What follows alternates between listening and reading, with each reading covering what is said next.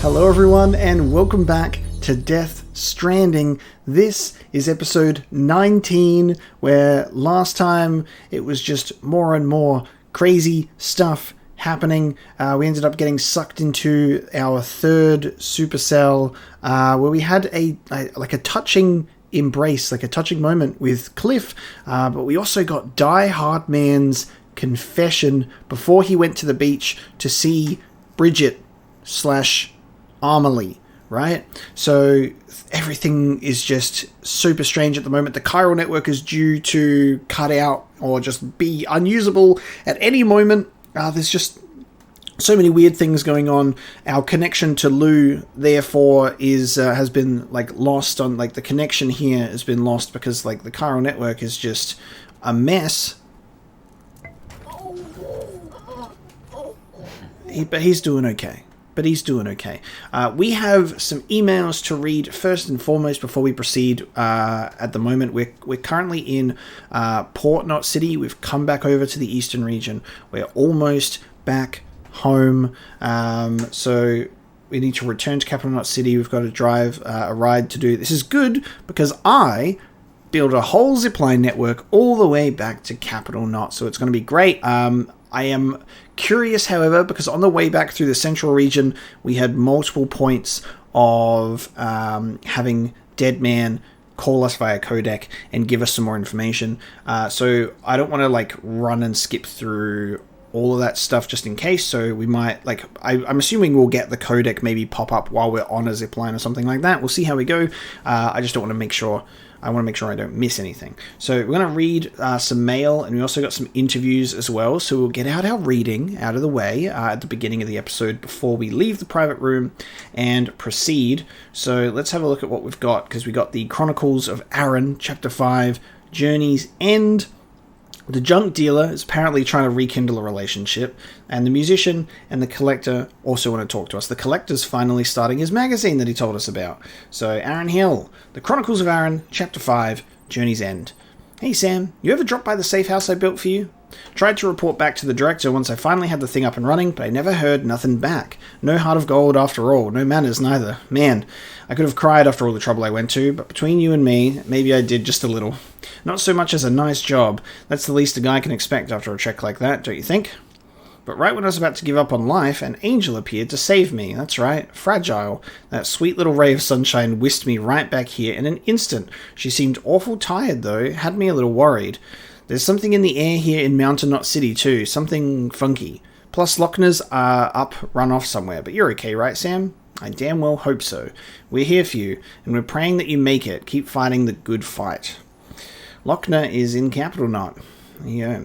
The junk dealer. I'm going to get her back. Hey, Sam. Still your own man? Still out there walking that lonely road?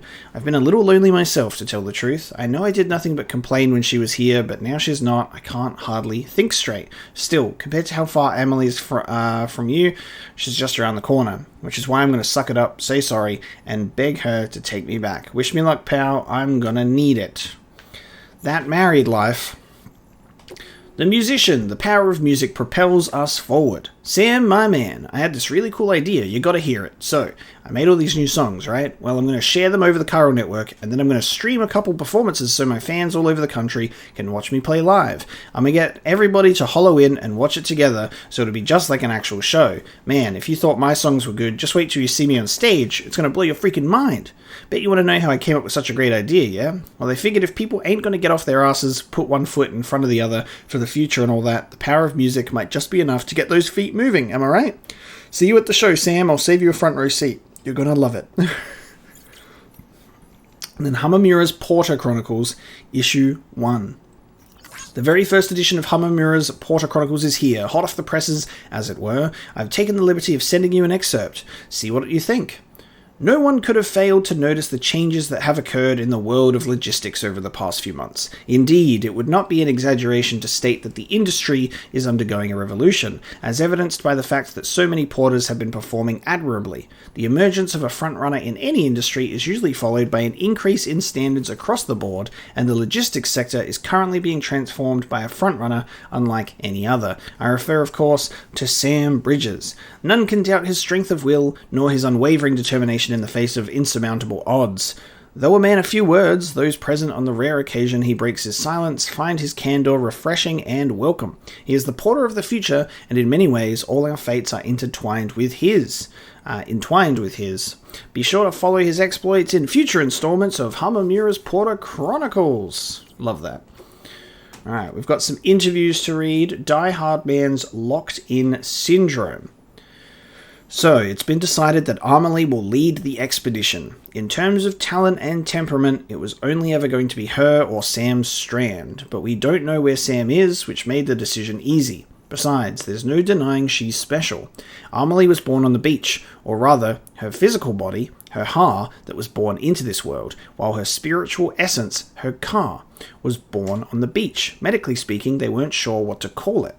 In the end, they settled on a diagnosis similar to what's known as locked-in syndrome, a condition where the subject is mentally present, but physically unable to move their body, except for their eyes sometimes. The president was able to communicate with Amelie's soul on the beach, but her body remained as it was when she was born. But after a time, thanks mainly to the president's efforts, she began to show progress. Amelie's physical and spiritual selves gradually came together, and her body began to develop normally. It was right about then that they realized she was also a doomed sufferer and began to ascertain her incredible abilities. She can transport herself physically to her own beach. Guess it makes sense. That world is more real to her than this one. She may have overcome her initial struggles, but she still spent most of her life on the other side. And over there, time stands still. Oh, right, which is why even now she looks like she's in her 20s. That's why because time stands still. That's why Sam has gone to visit her as a child, and she's always looked the same. Eventually, the president came to feel that her daughter had been through enough. From that point onward, all communication with Amelie would be via hologram. Even during the expedition, she wouldn't be in direct contact with most of the team. It's not a bad plan, to be fair. It'll help to keep her out of the reach of terrorists for a start. Now, let's talk about Amelie. The end of last episode has us talking about this in Die-Hardman's confession. So Bridget Strand was not capable of having children. Who the hell and what the hell is Amelie in that case? Sam is adopted, so Sam is not actually biologically, genetically involved in this whole shit anyway. He was adopted at a young age and would visit Amelie on the beach growing up, gave her the kipu, for the whole connection thing, and she gave Sam the dreamcatcher. Sam is very much convinced. He's like, no, Amelie's real, damn it, I've touched her. But it's like, but have you though? You've only met her or seen her on the beach. Same with everyone, because she physically transports herself to the beach. Is she even real? What the hell's going on? I don't know yet, but there's certainly so much that is sat in front of me that I am too blind to see right now. Maybe I need to consume the umbilical cords in this game to gain eyes on the inside so I can see what the hell's going on in this story. But it's just, it's crazy what's going on with like the reveals of this, because we've got the history of Bridget and John, Die-Hardman, doing the BB projects in secret.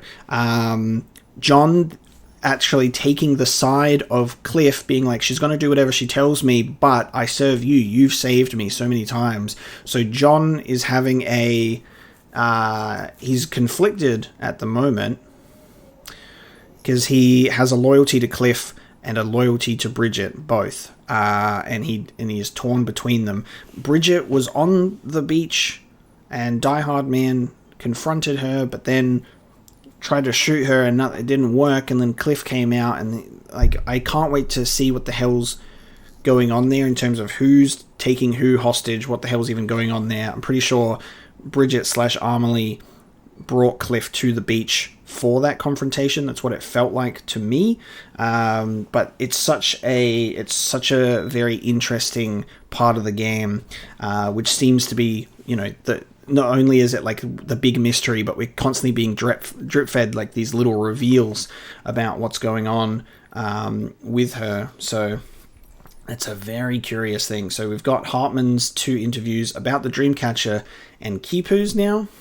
So there is a psychological framework which posits that the human personality is comprised of various strands. Our inner mind, our outer character, each is a strand or thread made up of yet smaller threads which intertwine with others to make us who we are.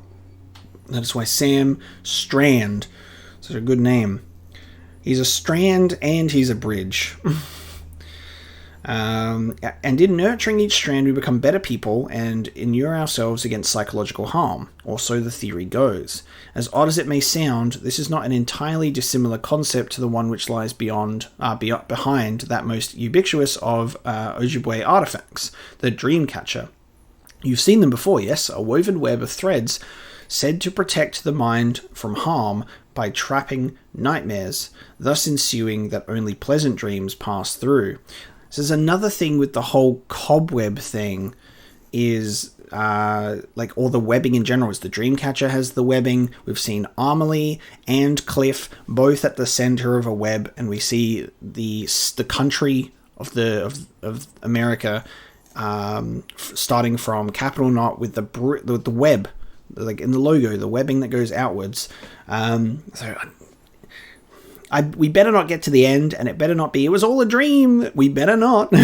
I had this terrible nightmare, and this thing called the Death Stranding happened. It's like, what do you mean, Sam? Get back to work. You need to get back on shift at your job at the Shadow Moses nuclear disposal facility. It was all a dream. Wake up. Now go and pack these cardboard boxes away. Who knows? It is no coincidence that these charms came to symbolize the pan-Indian movement of the 20th century. The many and varied Native American tribes strove to set aside their differences in order to foster a group identity, a singular dream. As such, it came to symbolize what made them one people, what united them. In essence, strands can represent that which make us who we are, that which differentiates us from what we are not, and the bonds we share with one another. Kipu means knot in the Quechua language. Objects given this name were used in ancient Incan society to record and transmit information, and yes, Amelie just so happens to wear one. The Inca would pass Kipu from one place to another via a network of messengers known as chasquis. You might be surprised at the complexity that can be communicated through a simple system of knots, and not merely numerical data. It is said that whole histories could be contained in these intricate webs. Once again, some theories suggest that they were ascribed magical properties too. Certain combinations of knotted numbers were thought to encourage the dead to sleep peacefully in their graves. For example, thus we see that the Kipu is at once a tool for communication, storytelling, and ritual. Interesting. We also have the whole thing that, Higgs was doing Amelie's bidding for a time. And Amelie was being able to invite people to the beach with the baby dolls. My brain, it's melting. Oh, okay, we only had those three. Interviews. Okay, no worries. Cool. We've now read through our information. Let's head to Capital Knot City. But first, a long overdue energy drink / timeful porter drinking time. As we pop this bad boy open.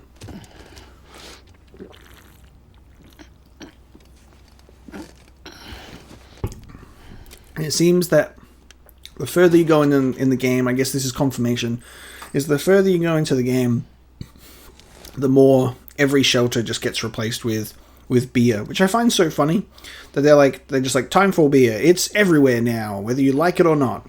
It would be nice if you could choose. I'd love to be able to swap it out. It gives you a bit more like customization opportunities for your shelter to make it more like what you want. And I would prefer the Bridges energy drink. It fits. We all sit here in our own ritual and consume this together. Right in the face. And there we go. Alright, we're ready to leave. It's finally time to head back to Capital Knot City. We'll be able to take out our zip lines.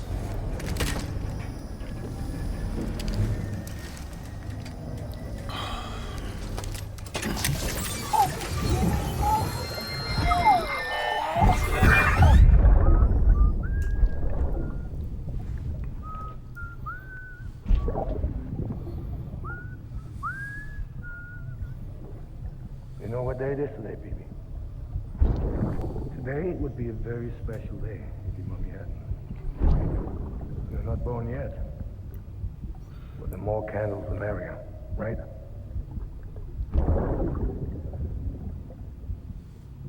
Soon it'll be time for you to come out into the real world. I promise. And then, we can have a real party. Well, happy birthday. Cliff just wanted to be a good dad, man. Cliff just wanted to be a good dad. Former special ops soldier just wanted to fucking do right by his family. And Bridges stole that from under him, stole his child. Sam, check the terminal for available orders. And then, you know, our BB, Lou, is his child that he so desperately wants to be, you know, reunited with. I feel so conflicted at the moment because I'm very sympathetic towards him.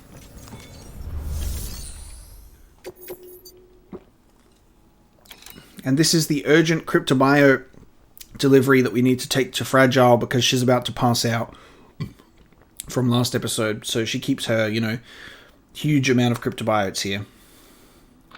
Sam, you there? Fragile needs cryptobiotes. Could you bring her some from Port Knot City? Her people have already harvested a bunch and are holding them in storage. They've even prepped a special breathable container for you to transport them in. This is to help ensure that our little friends don't enter a state of suspended animation. But since the case isn't airtight, submerging it in water would be a bad idea. The bad news is, we can't get any supplies out to you with the network like it is. And the rain's not letting up either. Remember, if the cryptobiotes fall into a metabolic state, they'll be no use to anyone. Look, I don't know how, but there's got to be a way you can get them here. You'll figure something out. You have to. We can't afford to lose Fragile. She's our only way to Amelie. Do it for her, or for what she can do. Just get it done, Sam. Please. I wonder how much one cryptobiote weighs, because they look pretty light when you hold them, and we're transporting 30 kilograms of them. 30 kilograms of them. That's pretty wild. We shouldn't need to take a vehicle. Don't forget, that container isn't airtight. You can't afford to submerge it, even partially. Okay, we're going to ditch the stuff that we had with us in battle. Put that in the private locker. We definitely don't need as many things as we had before. So we'll get rid of all our assault rifles and our shotguns because we don't want anything lethal. Hermetic grenade can go in the grenade pouch. We've got so many anti-BT handguns right now. I'm going to put 2 away. Take 1 with us. That's much better. All of our blood bags have been used, so I need to recycle those and make a bunch more. Let's put that on my tool rack. Yeah. That looks good. Alright, I need to get some more stuff. Order assigned. Oh, I can't recycle? Oh, it can't be used. Network connection unstable. Shit, I can't even fabricate anything either. Oh, it's that unstable. Shit, okay, luckily we got blood bags. Great. Holy crap. In that case, I just need to...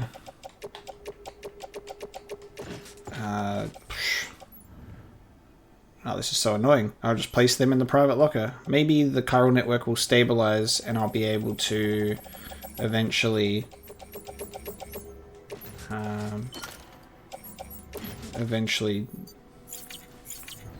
you know, recycle them, I guess. I don't think we're going to really need... much else. I mean, I don't know what to expect. That's kind of the thing, is I have no idea what to expect, so I'm just kind of like going in being like, I'm pretty sure we should be fine. We've got boots, which is good, because I sure as hell can't replace them.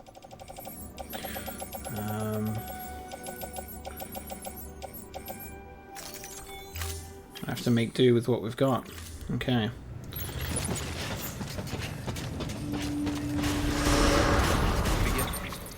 And we are at Port Knot City. And we're heading back to Capital Knot. It's been a while since we've headed back to Capital Knot for anything that's been story related, so this is really neat. Good morning, Sam. Alright, baby. It's zipline time. We're gonna make this as easy as possible. We've been getting near constant timefall in this region for a while now. As a result, everything you've built for us out here has been completely destroyed. No! We managed to recover all cargo stored on site and transferred it to the Capital Knot City Distro Center. As for the not-so-good news, chiral printers are currently unusable due to the network instability. Given the circumstances, you might want to consider turning to your fellow porters for assistance. But I'll leave that up to you, Sam. I'm sure you'll come through for us. You always do. Dude, they literally just said, haha, all of that shit that you built, fucking useless. Oh my god, the only structures that are left over are online structures. That's why it's like, turn to your fellow porters for help. That whole zipline that I built, that I was like, hell yeah, man, this is going to be good. My zipline. I can ride it all the way back home. Not happening. Wow. That stings, doesn't it? That stings. We're just going to have to take this conveniently placed truck instead and ride back home the long way. I reckon 100% that was intentional. It was intentional to be like, oh, if they've built a zipline region, nah, they're not heading back the fast way, because we've got probably dialogue and story to tell them as well. There's a couple of ziplines here, but I guess they're not mine.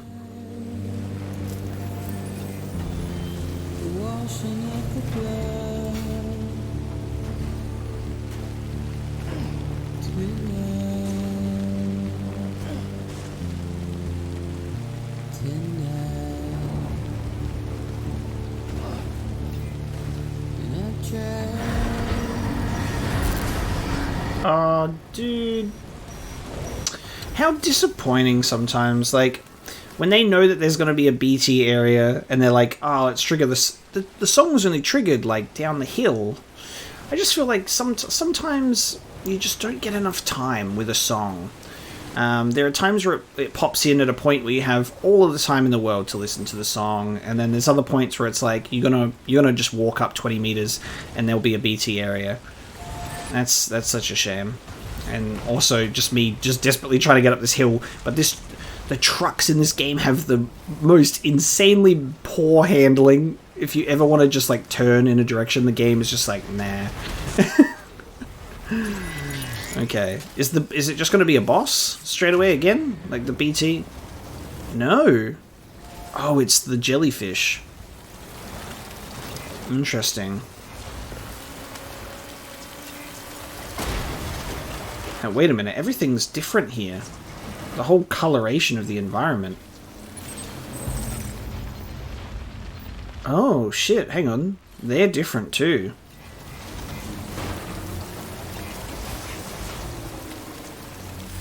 Dude, look at the color of the sky.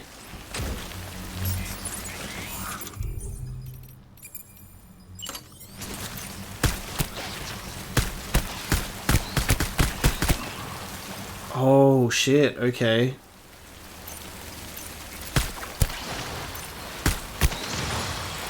Oh, that's cool.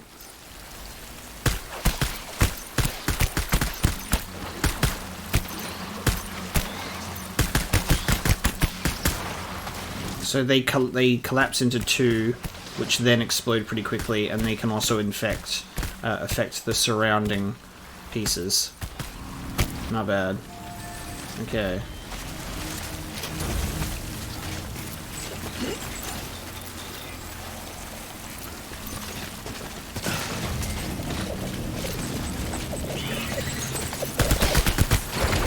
Should have brought more weapons.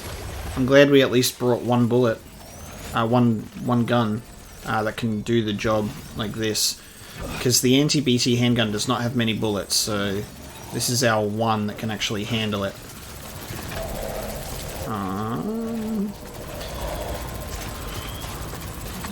We're just gonna...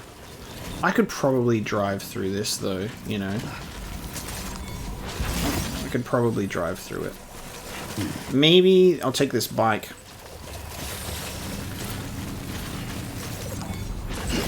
Maybe I'll take this trike that's almost ruined instead.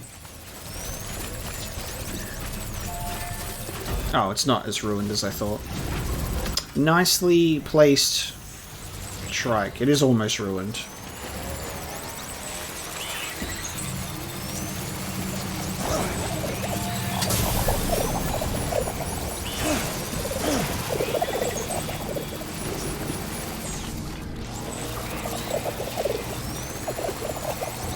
Holy shit, man.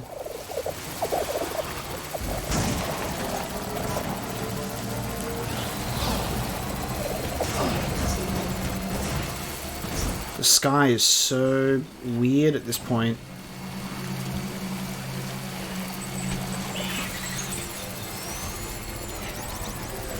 Oh wow.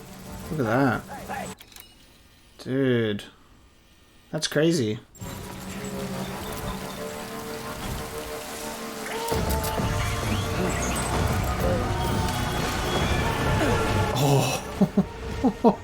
Okay, so you're gonna give us one anyway. What the fuck? Just right at the end. Oh my god. Alright, Cthulhu, settle down. Oh, dude. Holy fuck. It's okay, Lou. This shit is absolutely gorgeous. This is a photo op right here. I just need to quickly get this one in. Look at this as a shot. The silhouette behind the... This is so good. Just going to take this opportunity for a quick photo. I don't even think this needs... this does not even need much work. That's just a shot in itself. Let me just capture that one for you. Actually, I want one of these. Where's my levitating one? Is there one that's like... Well, it's not levitating, but like the particle of God. Let me do like a... I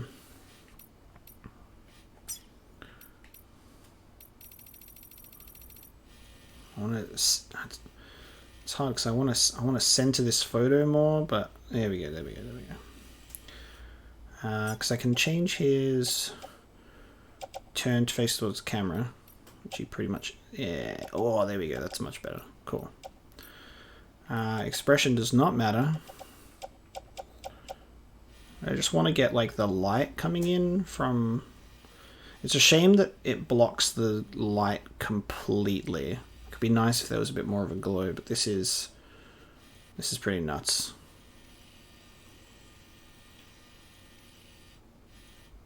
We can get the light through the pants. We can get the sunlight just creeping through the pants.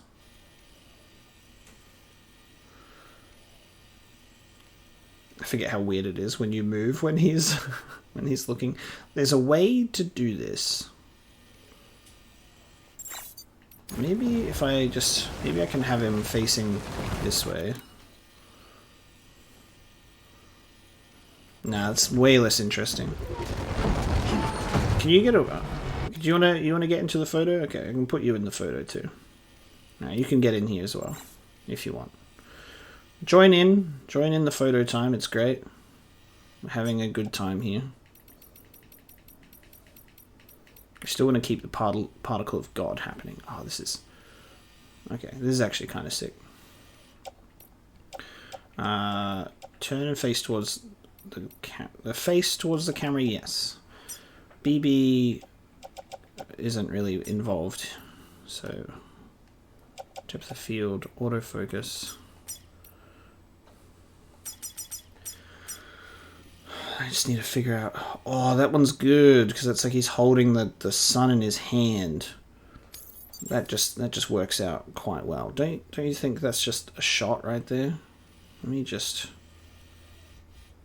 with the sun in the palm of his hand and a BT behind him, with the particle of God. That's a good one. I like that. I like that a lot. That's a good shot. All right. Now time to deal with you. Oh, you're a tough one too.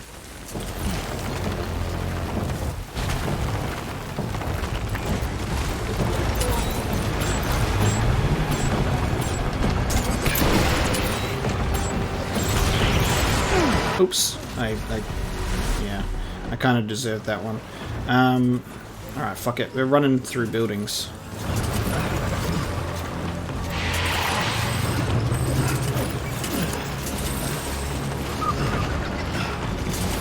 You're all good, Lou. Let me get up here so I can comfort you. Give me a sec.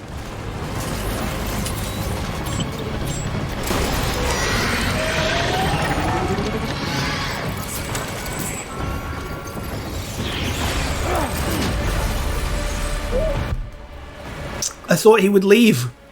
I thought he would leave. Oh, what the fuck? He's like grabbing it to try and drag it down. Holy shit. And it works. Holy fuck. They like, I didn't know that the BTs actually interact with their environment. Holy crap. I didn't know that they drag the platforms. Holy crap.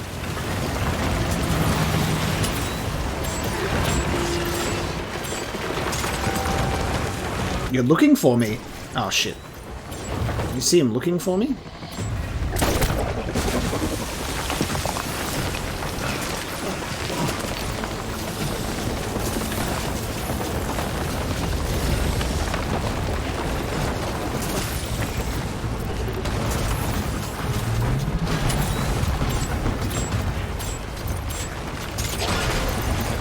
Face me, coward.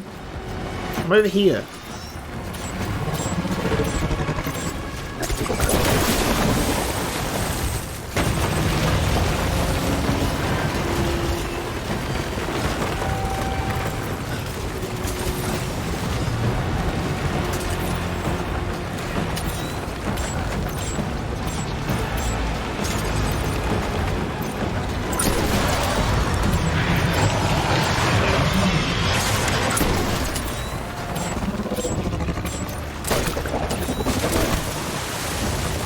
My blood bag's really hating me right now. I'm gonna run out.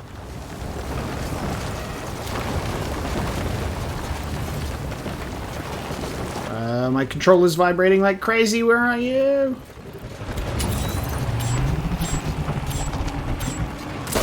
Oh shit! I hit the ledge. Alright, I gotcha. No, you're still alive. Shit, man. I'm sorry, Lou. I should be handling this better. I'm sorry. I gotcha.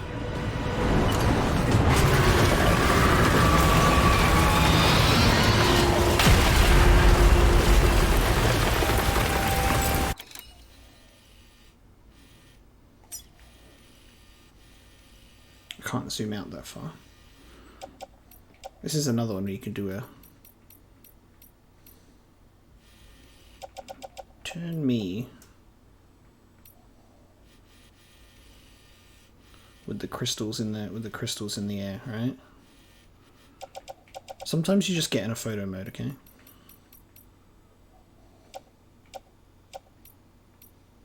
Alright, BB needs to actually get in on this one. Has BB got one that like mimics him with a similar pose?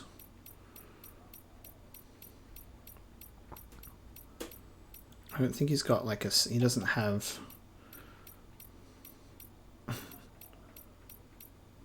We'll do that.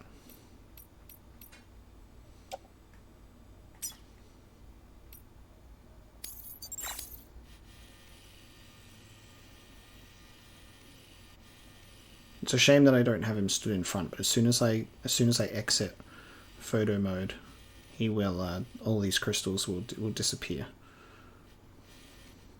I should have done it a little bit early. Oh, shit. No. I didn't mean to record. Delete this. As soon as... I just know that as soon as I unpause it, those crystals will disappear. And we go.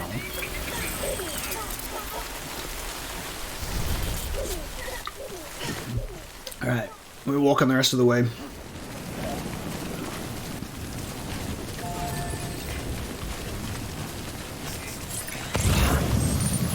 Don't even know if there's anything to do except run on back and just get home. Can't believe how smart I thought I was going to be for building a zipline region. I was like, hell yeah, ziplines, this would be great. When I decide to like come back here and just have some fun. Little did I know, I'm supposed to come back here. And I don't have any ziplines. Oh, that's actually a good idea. I need a timefall shelter because my container is fucked. I might see if there's... Hopefully I've got... Oh, there's a timefall shelter over there. Brilliant. The sun has disappeared. Like the brief amount of sun that we actually had. And we've got Aurora Borealis happening again. Let's cross this bridge.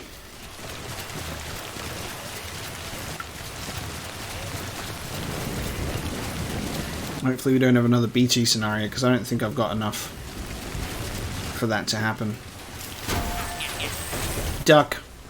We should definitely check out... I know we're probably not going to be able to do it at the moment, but we should check out the abandoned factory that's by the mule camp at another point, because we should go back there to see if anything has changed or if anything's different, because when we were there before, I'm pretty sure the door was like closed or locked. I don't know if we're able to go in any further, because that was actually really weird. Like, going back to that, by the way, is if we want to think about that original scene, I think that was in episode 4. There was like just a little brief cinematic that we witnessed where there was like a hologram, like a hologram woman, and there was a photo frame and stuff like that, but I can't... there's like 2 people in a photo frame that was like something about like a daughter or an adopted daughter. I think there was like an interview about it as well. It might have been in other... Yeah, a Porter's Note number 1 to our beloved daughter. It was like this one. I want to tell you about your mother. We used to work together way back before you were born. That's how we met on the road making deliveries to try and get America back on her feet. And talking about like a military family.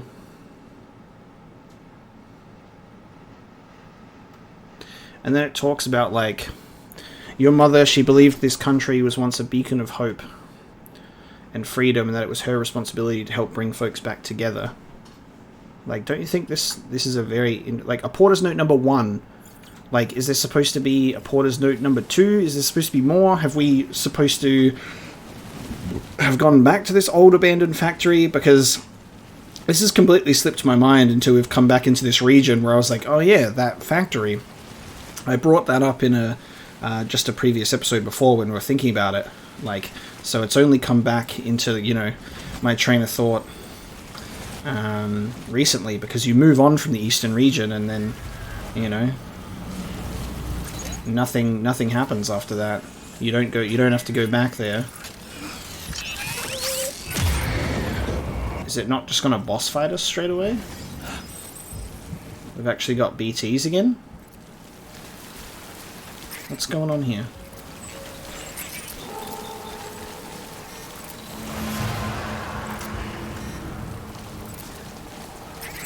Oh, what the fuck? It's a giant one, but it's in the floor. Oh shit, and we've got the chiral ones as well. We need to creep up on them, and I can slice their cables, their cords, with my chiral knife. Oh god, hold your breath, you idiot. Wrong. Nice. Just give me...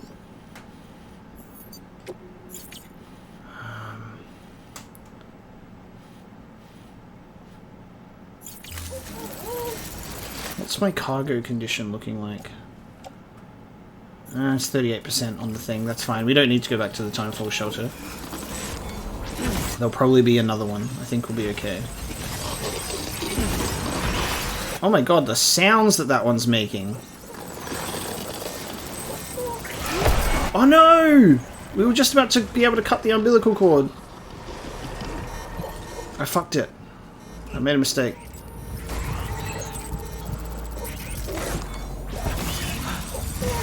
What? What?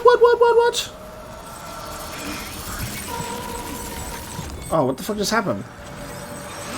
I pushed it away? Did I cut the cord? I was just holding the square button, waiting for it to pop up. I'm so confused right now about what's happening.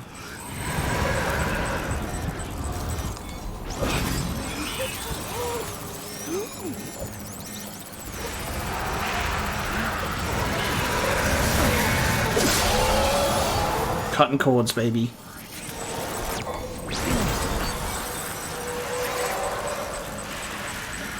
I'm just surprised that we're even in another BT area, because every time on the way back, at the moment, it's just been nothing but... it's been nothing but boss fights immediately, so... I wonder why we're back to BTs again. Oops, see you later, baby.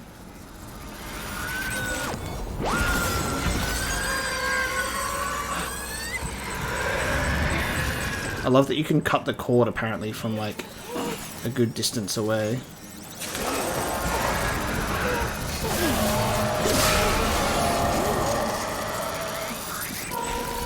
What a good little knife. Alright, I think we can go. Here I am trying to theorize some shit, and the game's just like, yeah, but what if you... yeah, but what if... What if you just had a bunch of BTs coming in the way? Wait, what the fuck?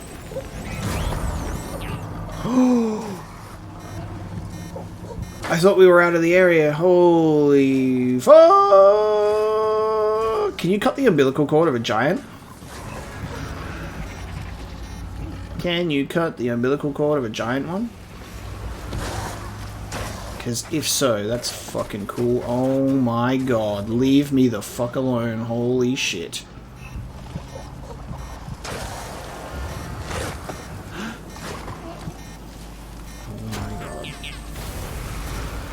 I'm not even gonna try. Oh my god, this beat. Stop, dude. I thought we were out. We're just getting deeper in it with giant ones. Fuck me. No, thank you.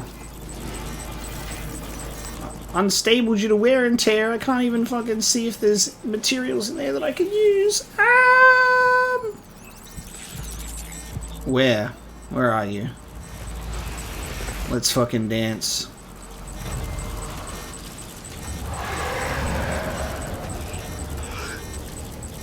Why can I not cut your cord? Get over here! Oh, fuck it. I'm being given a blessed chance to move on. Should have taken that Timefall shelter opportunity because I'm just... My shit's getting ruined now. Dude, my rifle's been destroyed. I can't even use my rifle. I'm wasting time. I'm getting screwed now.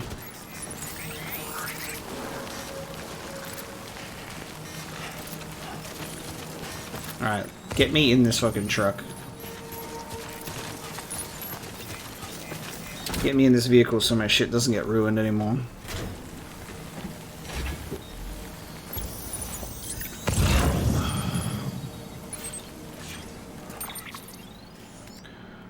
We still have a ways to go.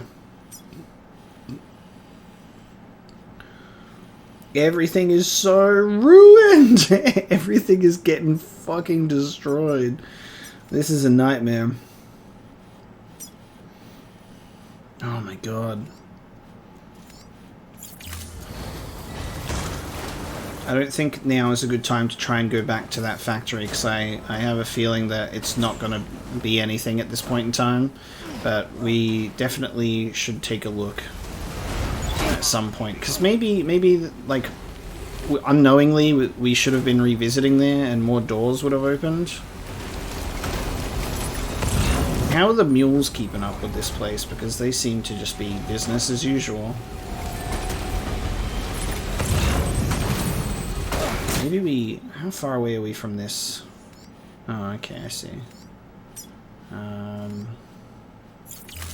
Oh, actually, hang on. This is the factory, isn't it? This post box. Oh, we might be able to check it out. It's not where I thought it was. Hang on.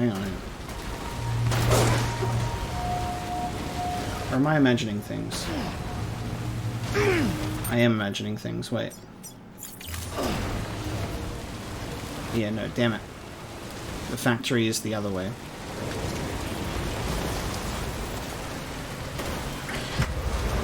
Surprise!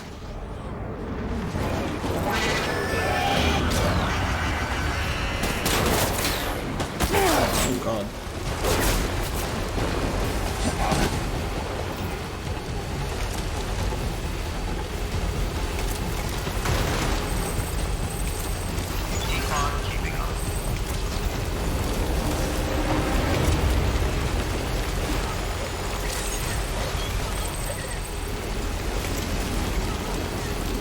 All of the structures are fucked.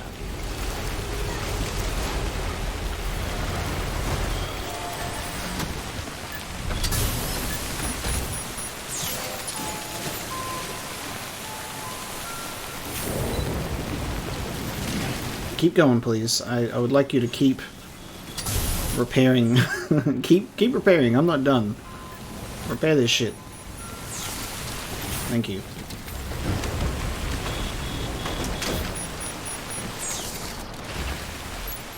Why am I not wearing my auto hood? How dare my auto hood not be equipped right now? I'm offended.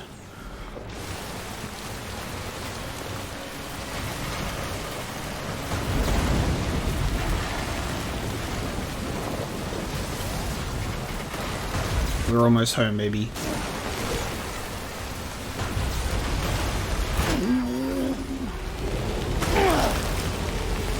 Pretty sure all the generators are fucked as well.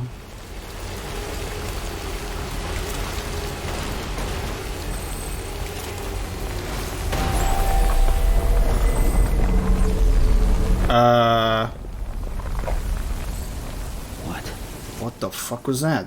Is that literally an earthquake? Oh wow. Dude, something is fucking going on with the sky now because it's back. What the fuck? What the hell is going on?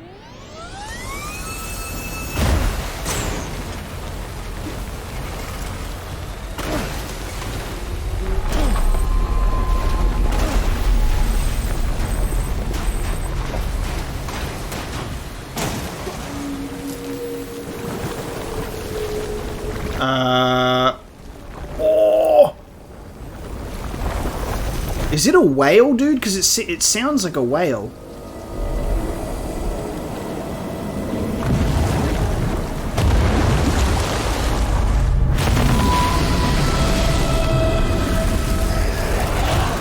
Yep, it's the fucking whale. It's Sin from Final Fantasy X. Holy crap, that is gorgeous.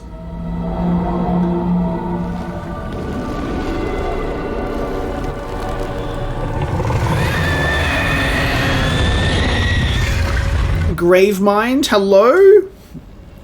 Holy shit! I do not have enough anti-BT weaponry to deal with this shit. I've got one handgun and grenades. Oh my god, no. Because I ruined my assault rifle. Holy shit! Oh, the quadruple rocket launcher! And blood bags! Gimme! Gimme! Oh, baby. Give it to me. Oh, wow! Oh, that is so beautiful, he says right before he's about to die. Excuse me? What? Excuse me? What? This is insane. You wanna fuck with me? You wanna fuck with me? Wait, what's that? Oh, it's my fucking cryptobiotes! What the fuck? I didn't even notice that they came off. No! Oh my god, do not let this shit get in the tar! What the fuck? Ah! Ah! Ah! Get the fuck away! Shoot this thing!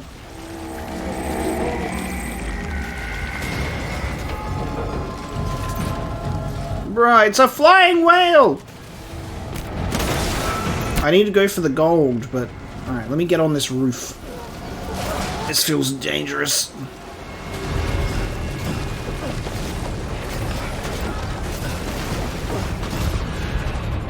Why is it going slow-mo? Where the fuck are you?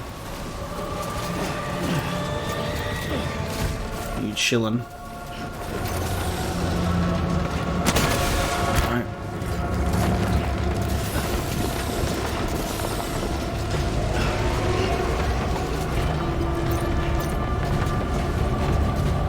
Face me, coward.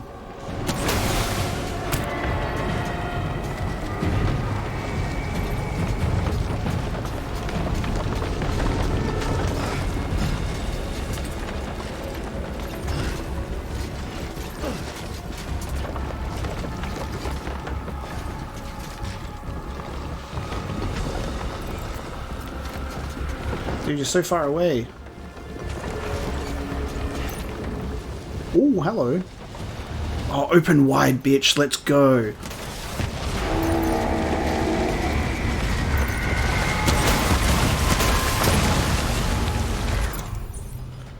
That's such a shame. Open wide. I've got a rockets for you, dude. In your mouth.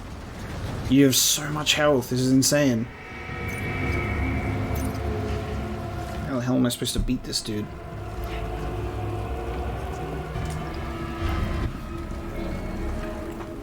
When I first saw the two massive splashes before the whale came out, I thought it might have been another giant BT, but like invisible. Bro, where the fuck is this enemy? Oh shit! There you are.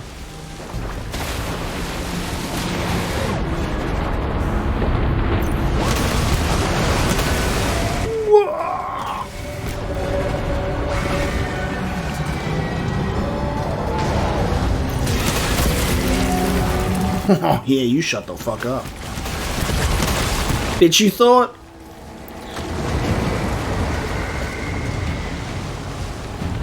This is insane, dude. This is something else. I'm watching you, mate. Bam! Oh no, I missed. Okay, we're almost at half. That's taken 2 rocket launchers.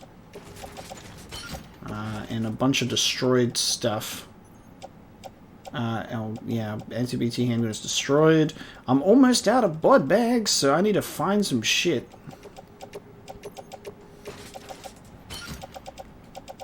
My cryptobiotes... The cryptobiotes have taken 30% damage. Oh, this is not good. I have a shotgun for some reason. Shotgun's not going to do shit. Oh, there's another quadruple rocket launcher.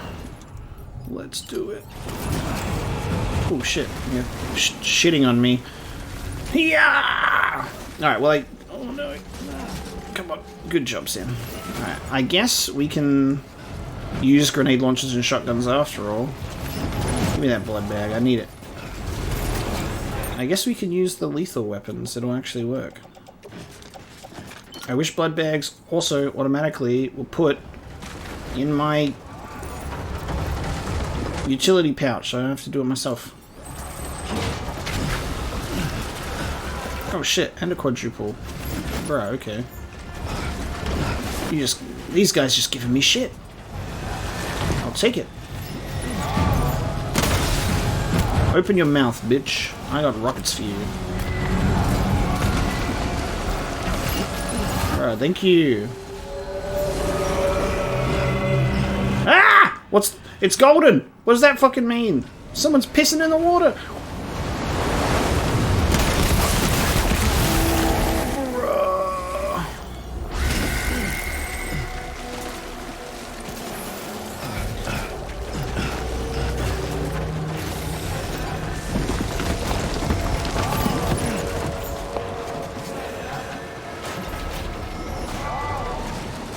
Bro, it's okay, man. There's such a thing as too much stuff. Oh! Almost in the mouth.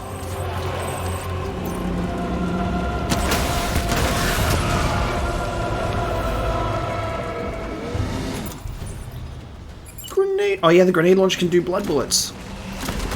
Oh shit. No! Alright, I've still got the cryptobiotes on my back, I think. No! Get the fuck off of me! No! Holy shit, man. Stop punching the air! Sam! It's not the time! Get the fuck off.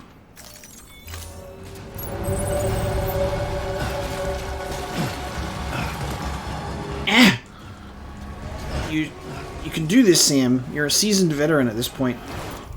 What the fuck is that? What the fuck? Dude! Fucking super mega laser. I'm dead. I need to decrypt by it. Sam, get up! It's okay. Get up. I believe in you. Eat this shit. Let's go. Back in the game, baby. Ain't nothing. Flesh wound shit. Oh god. Oh god. Oh god. Oh god.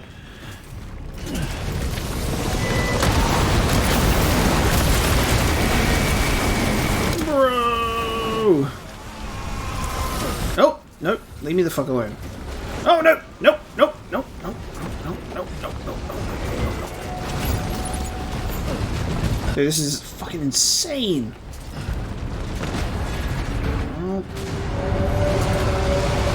Why are you purple now? What the fuck is going on with you?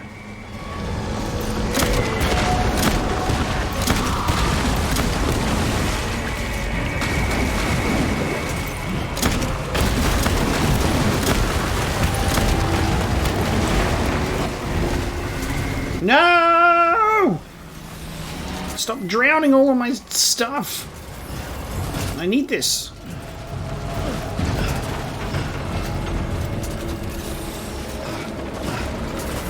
Old Faithful. We've been up here before. Come on, Sam. Let's go.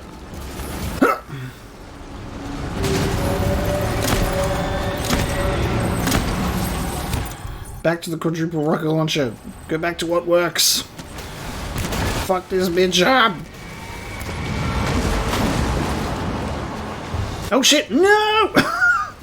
Fucking get up!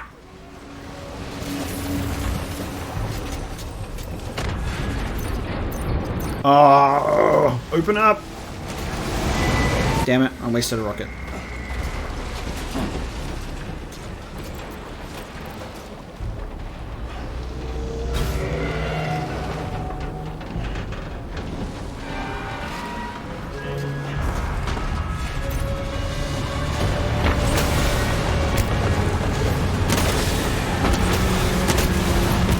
Oh, you would survive with that much? Eat my grenade! Gotcha! Bitch!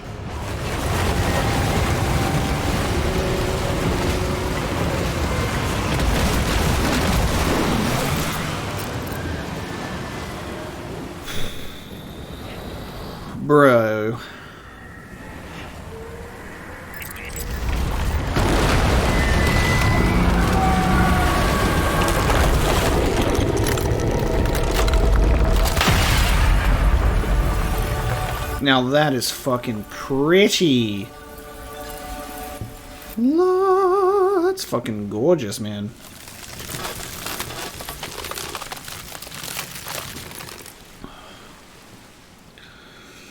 Oh my god. That was fucked. Yes, you did it, Sam. Oh, I could kiss you, you sweet son of a bitch. That was I fucked. thought it was all over. Dude. That was nuts. Look at the sky. So we got Aurora Borealis, but then when we've got like significant beachy thing, we've got like the sun shining and then it just summons a bunch of shit. Someone has placed a very convenient online safe house here. I think that's intentional at this point. We have totally fucking ruined these cryptobiotes though. Holy crap.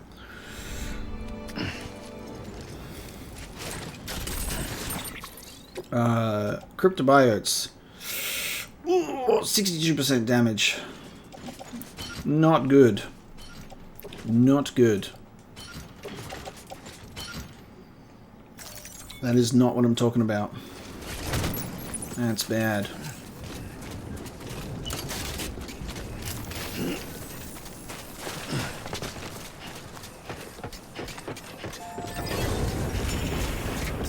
But we made it, so we shouldn't need to rest in the private room. We're here.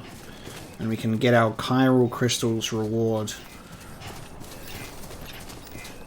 Huh. Footpath.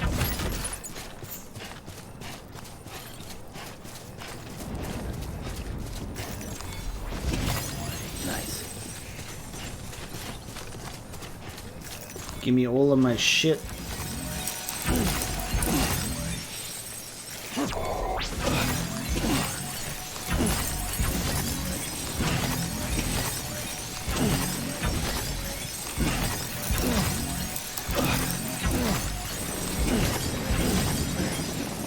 Cute. This looks like the way to go. Fragile, I'm sorry in advance. I'm sorry in advance for your terrible cryptobiote delivery. Hopefully some of them will be good for you to eat. Weapons detected. Proceed to distribution center. Nothing I say.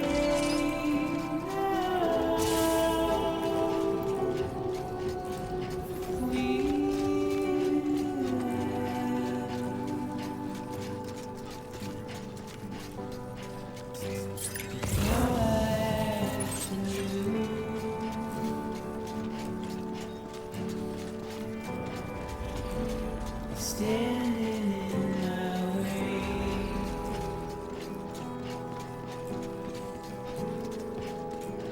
It's you I have to choose.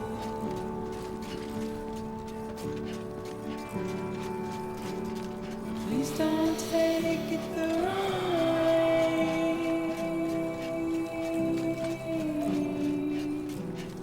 Please don't take it wrong.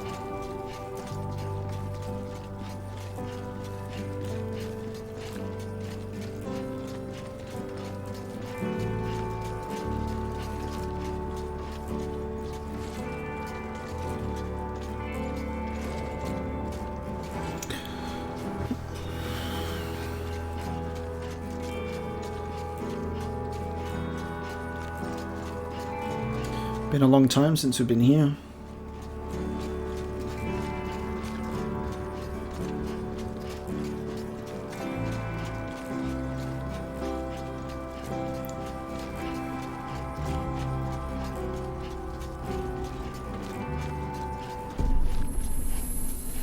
The isolation ward. Entrance for bridges only.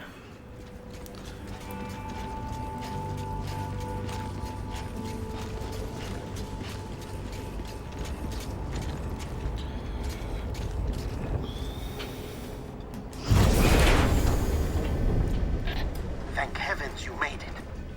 Fragile's been in a coma for a while now. But But with all these cryptobiotes you brought, we should be able to bring her round. And with any luck, it'll only take a few more to get her back on her feet. You did well, Sam.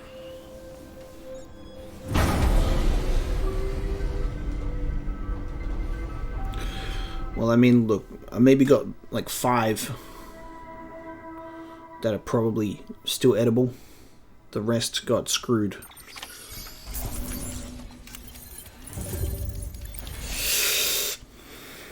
Not very good. We got wrecked. But it's okay. The story goes on.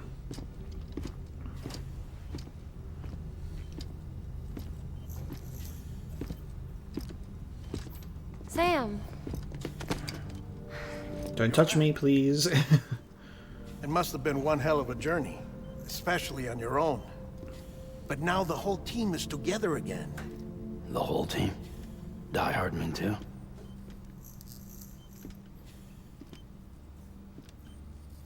Too much traveling to and from beaches in such a short span.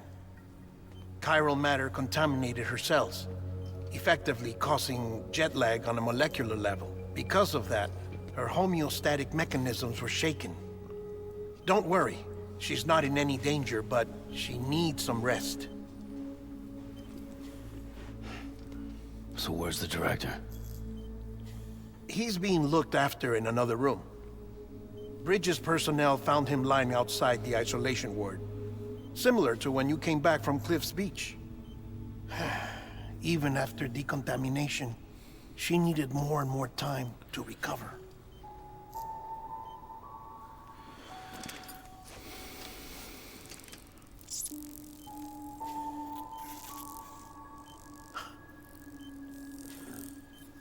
Sam, you made it.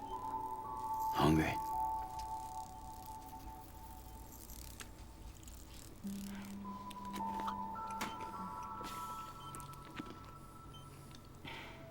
Thanks. Looks like you need me after all. Who'd have thought?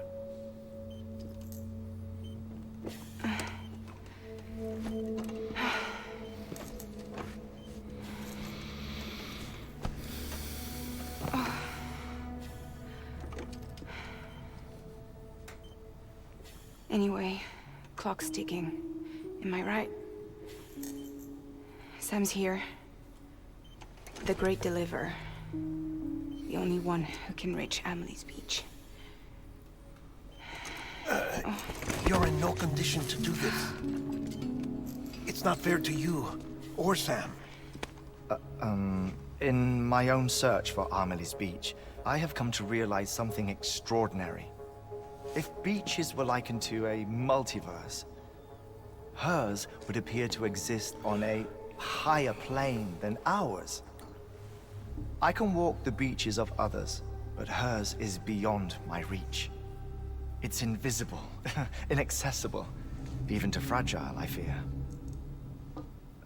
Imagine it as a circulatory system, if you will. Each of our beaches is a single capillary. But Amelie's beach is the heart that pumps blood to the rest of us. Capillaries are subordinate to the greater whole. A whole governed by the heart, which gives direction, which dictates flow, which dictates everything, controls everything. Don't you see? She is in control.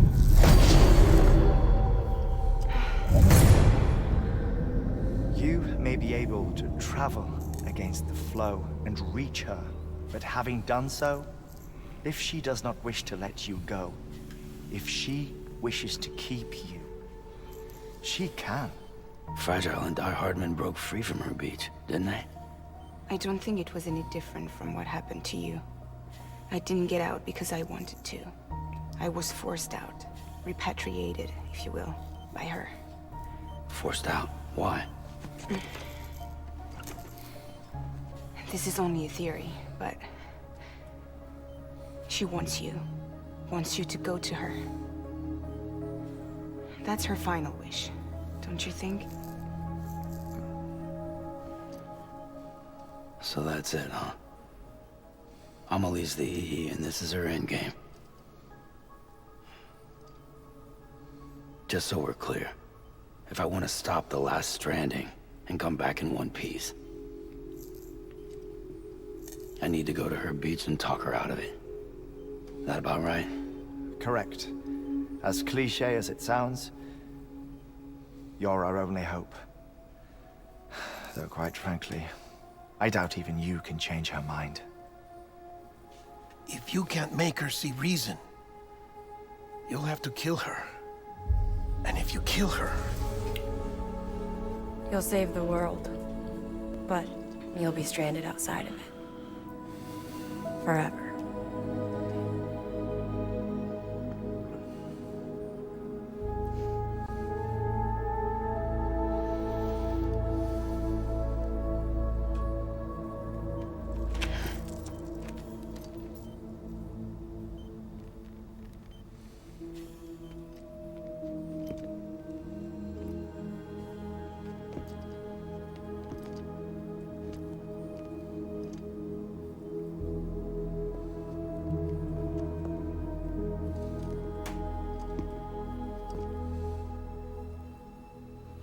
Might as well make it official then.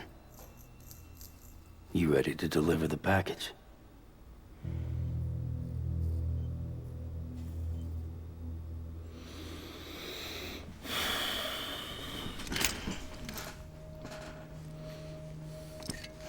I'll talk to her. Maybe she'll listen. But with the shape the world's in, it'll only be delaying the inevitable. Still, if it buys us time to try and build something better, a new lease on life, at least for a little bit, well, I can think of one woman who made the most of a chance like that. Nothing lasts forever, not even the world. But we gotta keep it going as long as we can, right? Patch the holes, change the parts, all that. So we can say we had a good run, that we lived. Thought you didn't like having to handle things with care. Because it was hard enough keeping my own shit together. Back when we met at the cave, the only thing I cared about was making it to the next sunrise. Sure as hell didn't care about America or the future. I was living a lie, hung up on past regrets. I was broken. But somewhere along the way, I started changing. Started meeting people that made me think that maybe it wasn't all bad. People that put their faith in tomorrow, and in me. That kept the lights on, and waited for hope to arrive. So I gotta deliver, for their sake. Even if it means you never come back? Fucked if I do, fucked if I don't, right?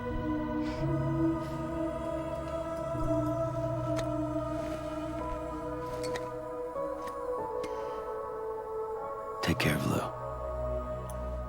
I will. Couldn't find a working still mother east of Port Knot City. Kid's done enough. No more. All right. I'll do my best to nurse our little one back to health.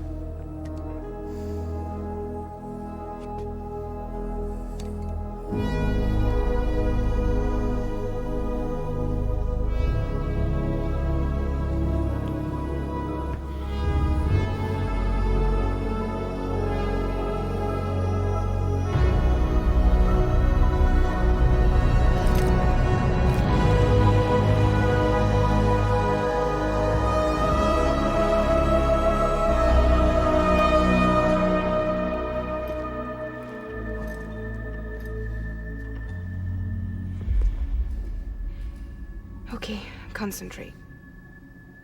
Help me look for Amelie.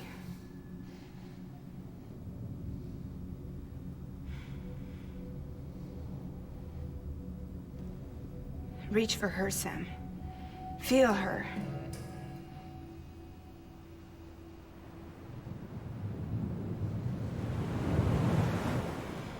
I know you love her. You love her!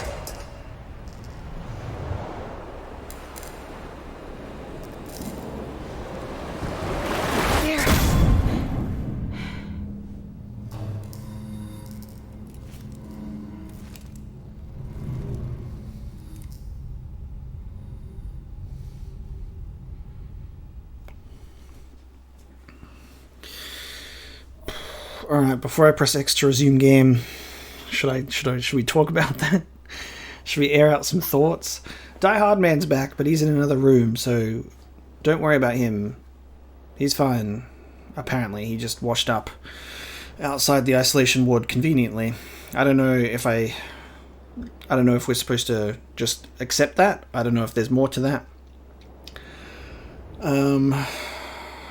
The man who connected the whole UCA, who connected everyone, gave everyone hope, connected all of the UCA, forced to live on the outside of it all, of his work, of the good that he's done for everyone in order to save the world. The man who was like the lone wolf, who then was brought back into the fold, only to then, you know, if things go poorly, to be shut out, being a lone wolf once again, trapped on the beach with no way home.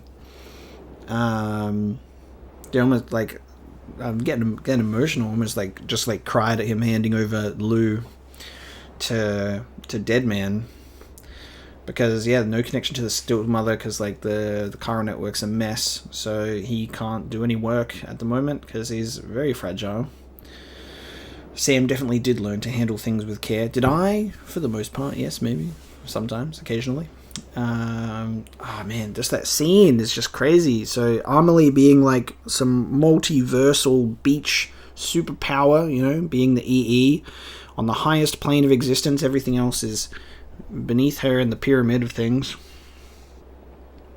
So we're there, we're going to convince her to stand down or something, I don't know, and then apparently we might have to kill her. And then we're fucked. I am not prepared for whatever is about to follow. I'm gonna do my best to take it in, but I feel like this is just gonna be crazy. What a good scene with our little group. It just feels weird to be like, oh, where's Die-Hardman? Oh, he's just over there. He's fine. Don't worry about him. So we'll see. So we're about to have a Sam and Amelie encounter. I feel like we're gonna learn some big stuff. Let's arrive at the beach.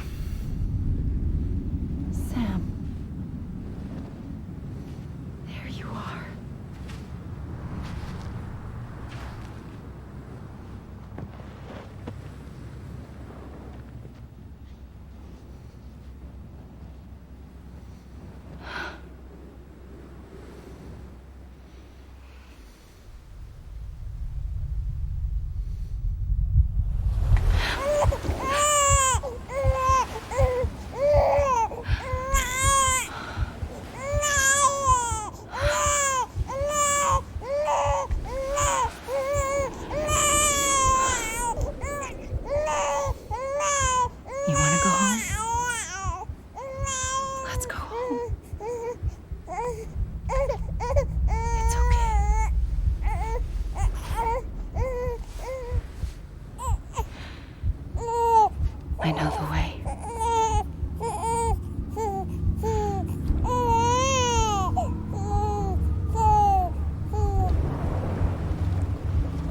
What?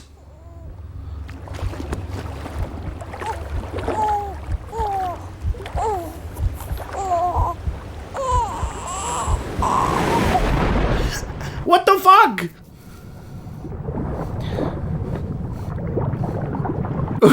Wait, what? I'm a baby, and she's drowning me. Episode 13, Sam Strand. What the fuck is going on? I did not expect to show up. Okay, fine. I did not expect to show up as a baby. What was that? What was that? Excuse me. What the fuck? Okay. We're okay. The ocean is blood.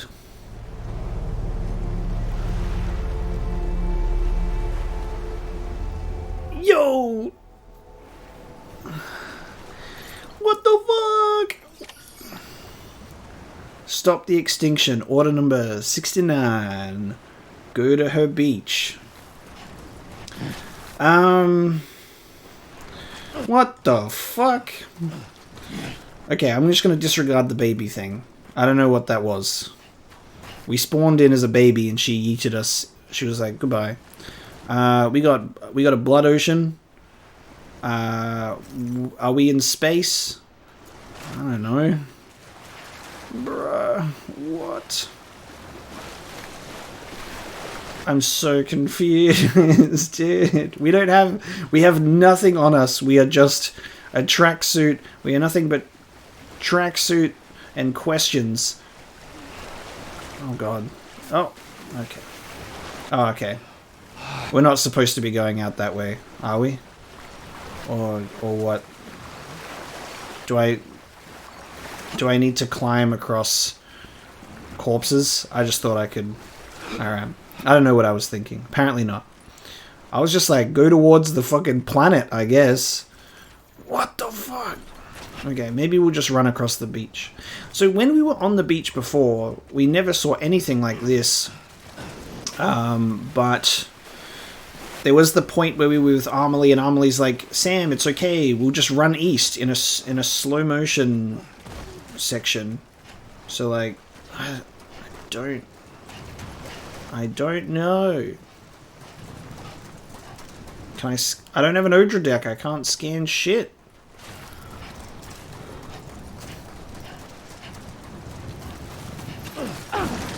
Can I... I'm gonna drown if I go out into the water, but I thought that I would have to go out onto the water.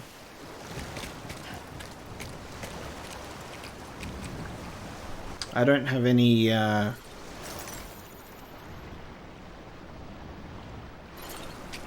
Where the fuck am I going? What do I need? I can't... Okay, we just have... Just find Amelie. Okay. I'm just... I am so confused. I'm just gonna run on the beach, I guess, until something happens. Maybe this way. Oh, hang on. Oh.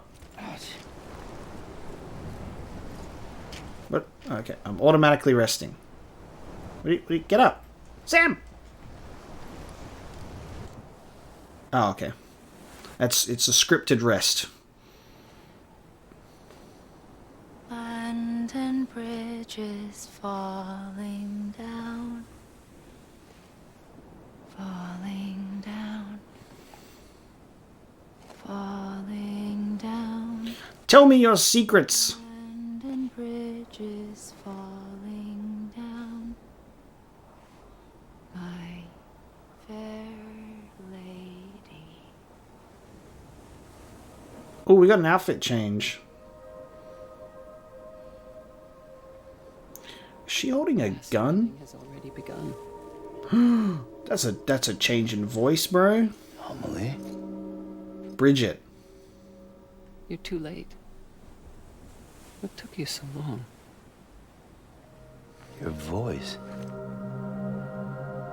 You still don't know who I am, do you? Who are you?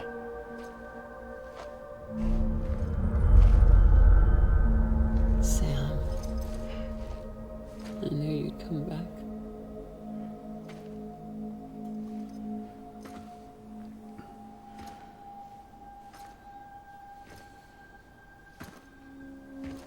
Yeah, what the fuck? Bridget, okay.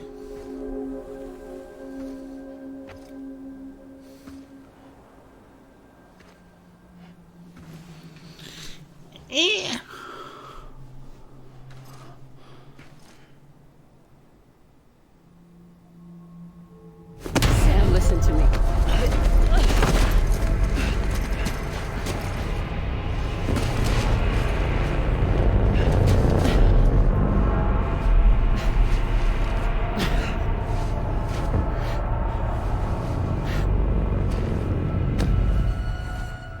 I love you, Sam. Bro, what the fuck is going on?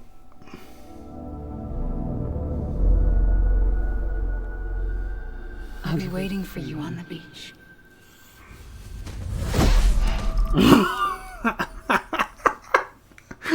What is happening? Right here, ever since. Oh, that was a repeat of the beginning of the game. Stop all of this. Bridget? Yes. It's me, Sam. Where's Amelie? Where she's always been. She never existed. My daughter, Samantha America Strand, doesn't exist. Amelie doesn't exist. Not in your world. I'm sorry, Sam. I've had to wear a mask for so long. Amelie and Bridget are both a part of me. Huh? What's that supposed to mean? Quiet, and I'll tell you. There is no time for questions. Listen. Just listen. Okay. I got you. We are listening. I'm all ears. I'll do my best.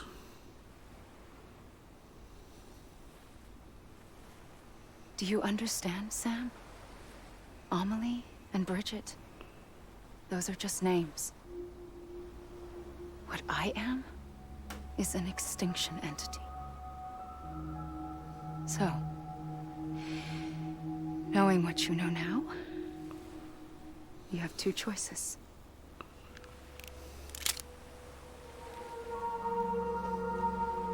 Is getting shot one of them? You wouldn't come back if it happened here, you know. You'd be straight on to the afterlife. But no. It's not one of them. Killing you would be a terrible mistake. I know that better than anyone.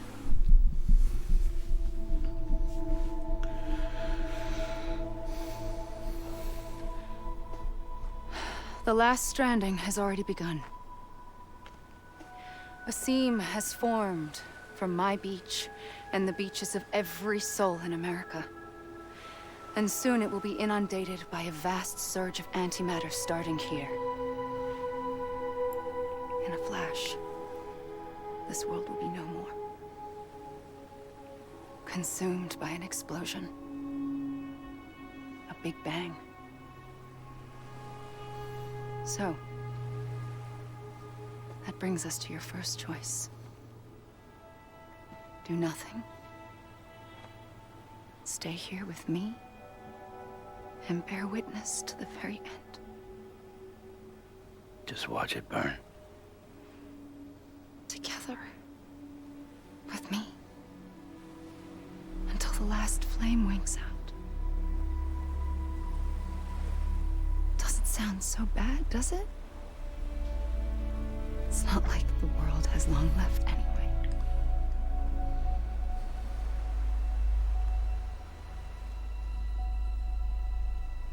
Then there's the second choice. In expanding the network, you brought people and their beaches together, integrating them into a greater whole. Like this Kipu. But in doing so, you also bound them to my beach. The very beach where I opened the gates to the other side. You can't stop what's coming. But if you cut me and my beach loose, perhaps you can stop it from spreading. You might just prevent the last stranding. And mankind will live to die another day. And it doesn't have to end here. But it does. The beach is doomed no matter what. One look ought to tell you that.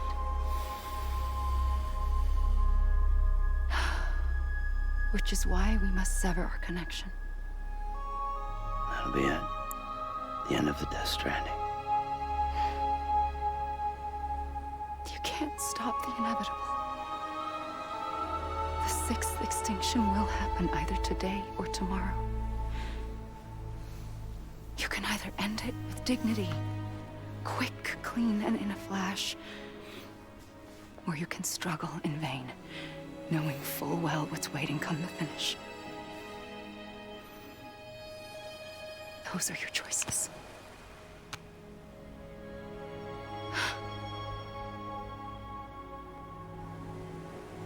You kept it all this time.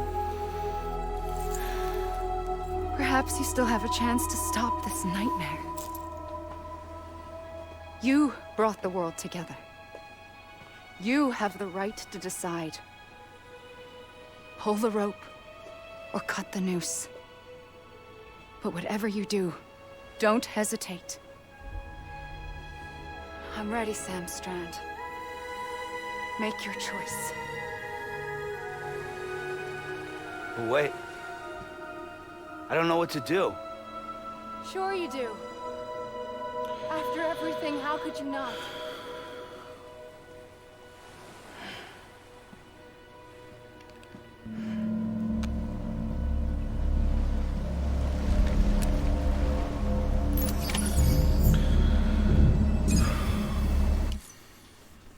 Bruh, what the fuck? It was just like, hey, listen, just listen. And then it fades to black explanation and goes, see, Sam, Amelie, and Bridget are just names. I'm an extinction entity. What? Oh my god, dude.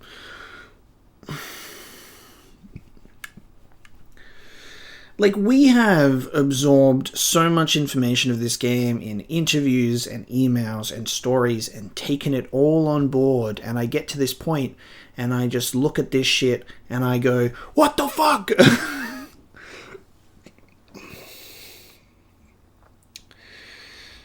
Oh, like, what the fuck, man? Like, what the fuck is going on? Like, what is this? Holy crap, dude. So she's like, let's just watch the world burn and end now, or live to die another day, which is seemingly what Higgs was doing, where Higgs is trying to bring about the end, because he's like, humanity only has hundreds of thousands of years left, which is nothing in the grand scheme of things, because it's been billions and billions of years that that space has been. I don't know what to... I don't know how to feel about this.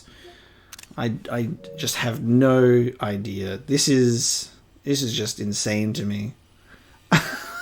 Like, what the fuck? All I do know is this is one of the most beautiful, like, vistas I've ever seen. I need to capture this in like a billion different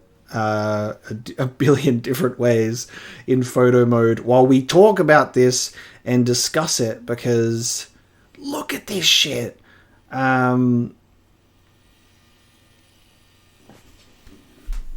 I'm trying to wrap my head around it desperately. That scene where it was Bridget when she was old and she jumped on us again, that was like a callback to the beginning of the game where she'd done that before. She can just appear however she wants to appear, but now she's like, here's my cool ass new appearance as the woman in black, and here's a gun, shoot me or not.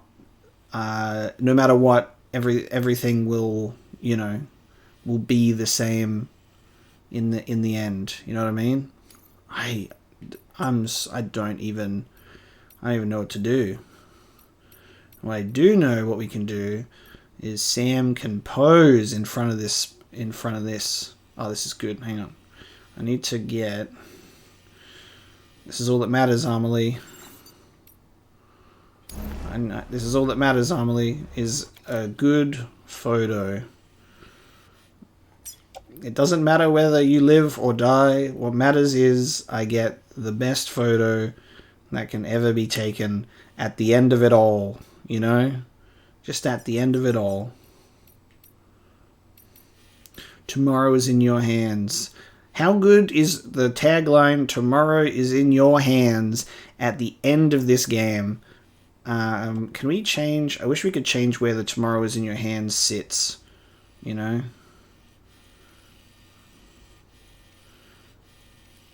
The fact that we're at the end of the game and where it's actually quite literally tomorrow is in our hands right here. You know what I mean? Because we can choose to end it all, or we can live to fight another day. I'm really just trying to wrap my head around this while we you know, while we figure this out, because this is insane. And we're gonna take this photo. We're gonna take this photo, and then we will decide our, you know, we'll decide how to end it. You know what I mean? I just need to frame this poster ever so perfectly before she walks out into the thing. I just don't know what to make of any of this in the end. Just that this is absolutely insane. We'll put tomorrow is in your hands while he's aiming the weapon. I think that's how you want it to be. Look at that. Tomorrow is in your hands.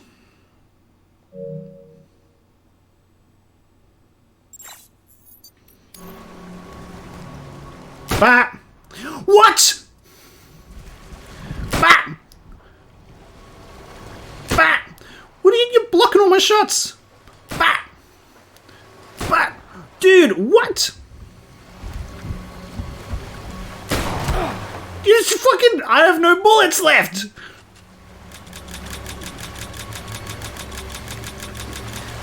The game was rigged from the start! What the fuck? Bridget! Seemed to have no effect on Bridget at the beach! Bro, what the fuck? Amelie! Oh, you can hug her. Always. Like you were for me.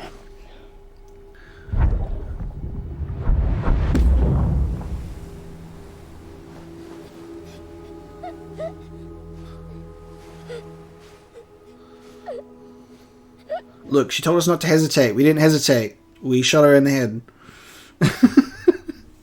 It's a dreamcatcher. Wear it when you sleep, and I'll keep the nightmares away. I'll always be with you. When you're all grown up, you'll need it to make us whole again. And when the time comes, you'll have to stop me. You are the only one who can. Promise you'll remember. Sam, I'll be waiting for you on the beach. I remember. You knew. You always knew. I did and I didn't. I had so many dreams of the future. I didn't know which ones to trust. Which is why I decided to share them with you and the others. But to connect the dots, to make sense of everything, you need perspective. You need time. Time has no meaning to me. I am not a line. I am a single point. Which is why all I could do was just show you the choices and let you decide. Our nightmares are your dreams. You found the common thread, the strand that links them together. And you did that the only way possible. To live life one day at a time. Thank you, Sam.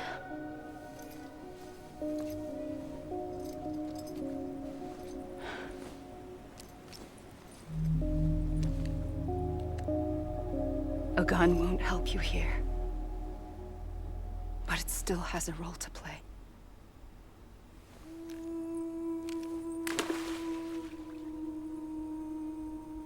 It was the bonds between people that brought the world together. And if that is what matters most to you, then I will stay here on this beach. And I will shut myself in and the rest of you out. Shut yourself in, come on. Once the last stranding starts, it can't be stopped. I can't go with you. All I can do is try to spare you the worst. Why do you have to stay on the beach? Sam, I am the beach. And I must stay here and ensure that the extinction happens. Even if it takes tens or hundreds of thousands of years. Alone? That's what an EE does.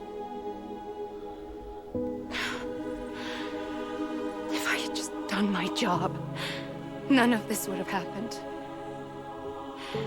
But I couldn't take it anymore. I got so tired of waiting, and I figured that no one would blame me if I just got it all over with.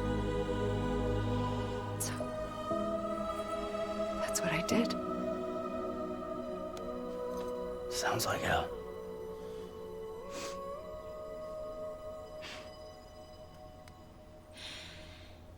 But you and the others came together, connected. And you may be living on borrowed time, but you still have hope. Before each of the Big Five, life rebelled. They fought back, evolved in order to survive. The extinction isn't just an ending. It's an opportunity.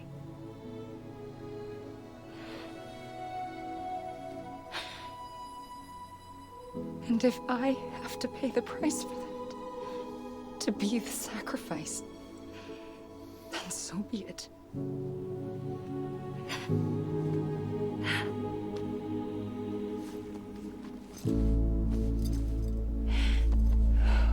Even if we aren't together, we will always be connected. Goodbye, Sam.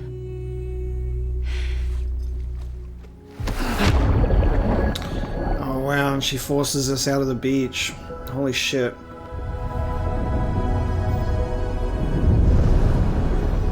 Dude.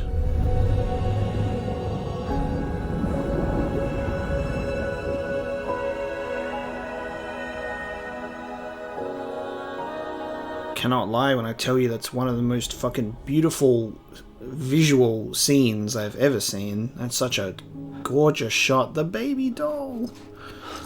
What the fuck? What's underneath? Oh, it's the photo.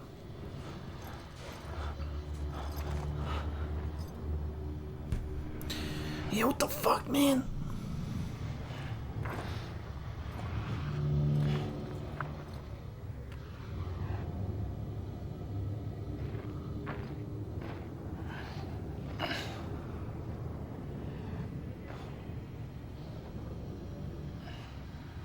A gun won't help you here.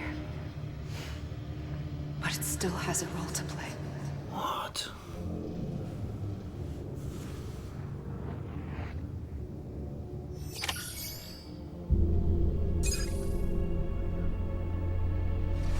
Oh, we're on Sam's beach.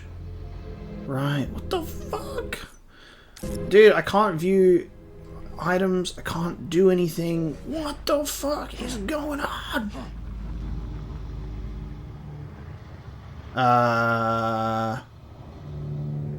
Why are we getting credits?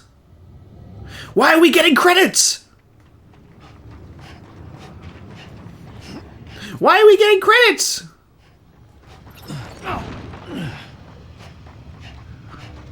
Bro, what the fuck is happening? Why are we getting credits? Am I dead? Is this the end? What the fuck is happening?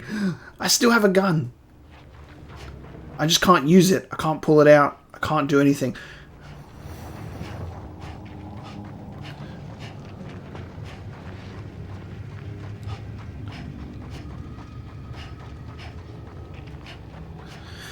I have a gun and I have a family photo with me, younger, Bridget, and a pregnant woman. Dude, what do we do?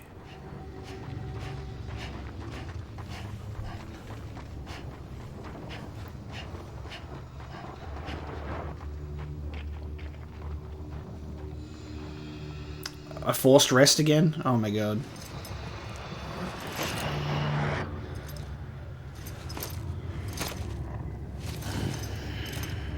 Is that our body trying to, like, repatriate? Repatriate? I don't even know what the term is, but we can't. We can't come back from the beach. Is that what Sam's trying to do there, where he's just, like, standing up? Because usually he does the thing where he's like, you know? We're pushed into the water, forced out of Bridget's beach, or Amelie's beach. EE's beach! What the fuck? I'm being forced into rest. Quiet, and I'll tell you. There is no time for questions. When you were young, you Oh! had dreams. You cried about them all the time. The truth is, those weren't your dreams. They were mine. For as long as I can remember, I've dreamt of the beach. Not just while sleeping, in my waking hours too. In my dreams, I watched the world end so many times.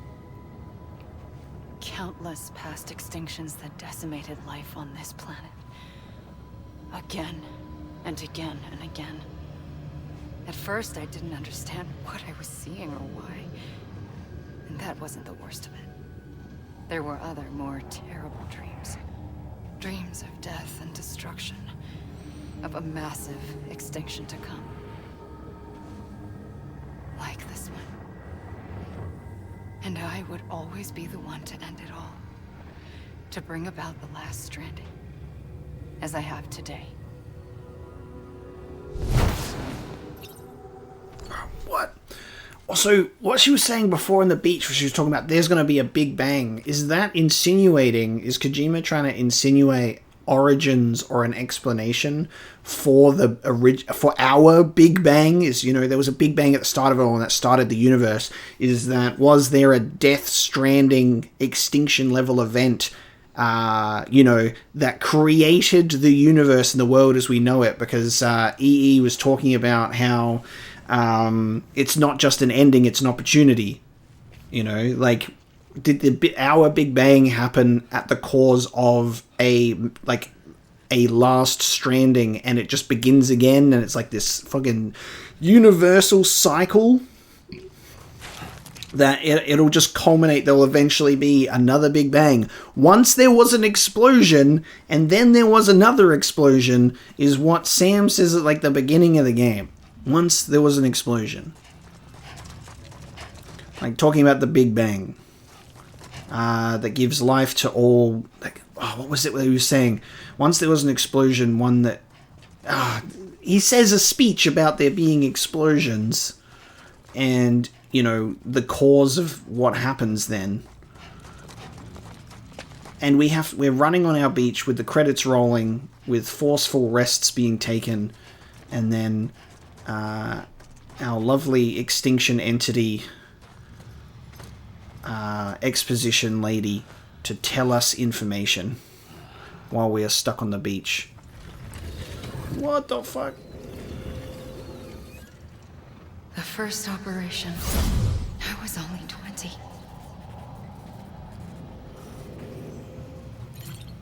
I opened my eyes and found myself on the beach.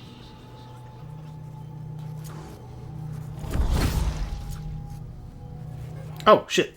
But the moment I came round, I was back in the hospital. Bro, there's multiple things going on at once. Split across two worlds. Oh, this is you being split across two worlds, right?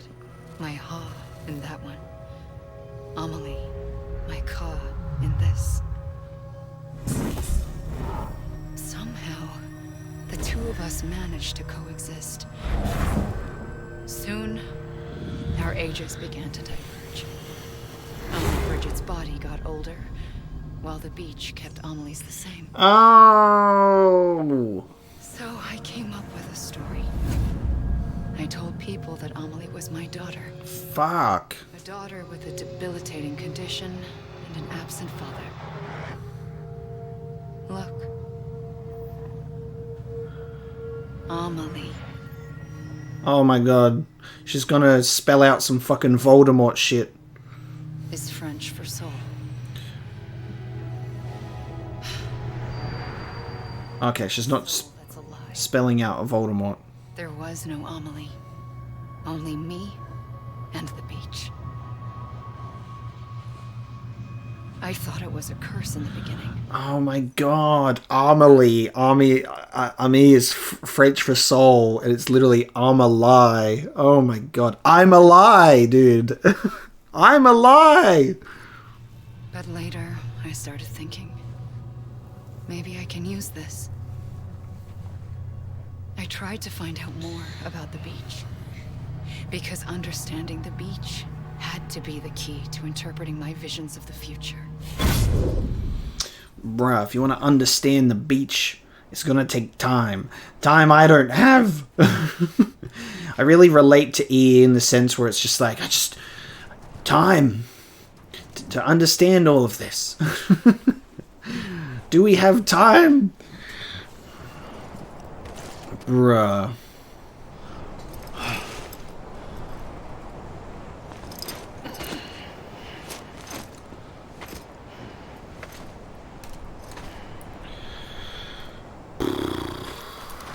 Like, this is fucking good shit, but it's weird shit, and I'm stuck right now. My brain is, like, permanently has a loading screen on it. Like, my brain's frozen. I got a bunch of Windows errors going on in my brain right now. Trying to piece this one together. But it's so good. I'm just so confused. Like, there are points that I'm totally like, yes, cool. I get that from our, massive, extensive research into all of the interviews and figuring out the whole fucking thing. But at the same time, there's just the way that things are being explained. It's just like, holy shit, man.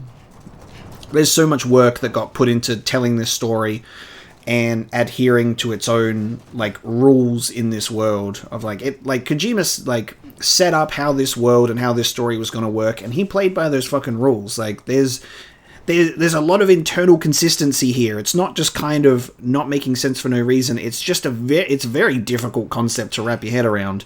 But the things that he's established from the very beginning really come to a head here in interviews that we've read, in emails, in talking about the whole heart and the car thing, in, like, so many subtle clues that have been left along the way.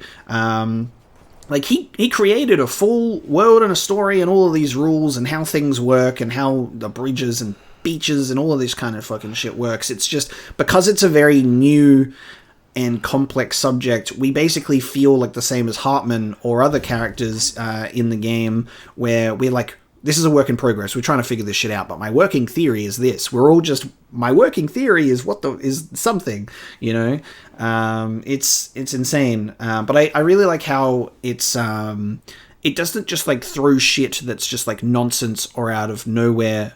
Like, we're getting told all of this stuff, and it's overwhelmingly revealing with, like, a bunch of stuff, but at the same time, all of this information has been getting drip-fed or told to us in bits and pieces throughout the game in, like, text form, cutscenes, all that kind of stuff.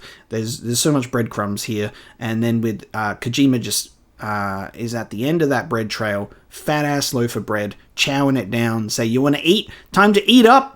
Time to eat up all of this story, baby, because we're going to explain it to you now. We're going to blow your fucking mind, is what's happening right now. But slowly, while we run on our beach. The beach was connected to the world of the dead, which meant that somewhere out beyond it were the memories of time itself, including those of every organism that had ever lived. 4.6 billion years of biological history, a history that might even stretch back to the creation of the universe. The chiral network and everything that followed was born from my pursuit of that knowledge. By passing data through the beach, we were unbound by the restrictions of time. Simulations that would have taken years or more were simple and effortless. Everything that the Earth had lost and forgotten could be reconstructed and reclaimed. But shortly after we began our research, America saw its first void out. I thought I was running out of time, that my nightmares were becoming a reality. So I raced to complete the chiral network as quickly as possible. The past held all the answers. If only I could find a way to piece them together. A network that bridged our world and the beach. That might do it, I believed. So, I started researching bridge babies. Children bound to the world of the dead. What causes an extinction entity to come into being? What was the reason for the previous 5 mass extinctions? The answers to those questions would tell me how to stop the 6th. I founded bridges, more determined than ever to build a chiral network that would cover all of America. But the longer I fought my war against the inevitable, the weaker I became. My Ha had cancer. The beach's punishment, maybe, for not playing along like a good little EE. And then, just like that, my Ha was gone. I couldn't finish what I'd started. So, I asked you to do it for me. And you did. You helped us complete the network. Helped us to reclaim everything the universe experienced from its inception to this moment. Every mystery was ours to solve. Like this one. Once, there was an explosion. A big bang that gave birth to time and space. Thing is, it was more like a big fluke. Then came the next explosion. Antimatter should have canceled itself out, leaving nothing. But somehow a tiny speck of matter survived. Just enough. Enough to make this world and everything in it. A world that shouldn't be, a world out of balance. Order inevitably gives way to chaos. Everything that lives must inevitably die. It's like the universe is trying to return us to the nothing we came from. Maybe the Big Five were its best attempts to finish us off.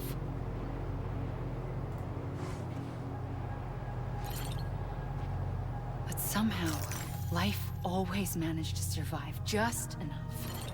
Enough to thumb its nose at the will of the cosmos. You know, I'm starting to think that extinction might be the key to overcoming total annihilation. It forces life to fight to survive, to endure, to exist.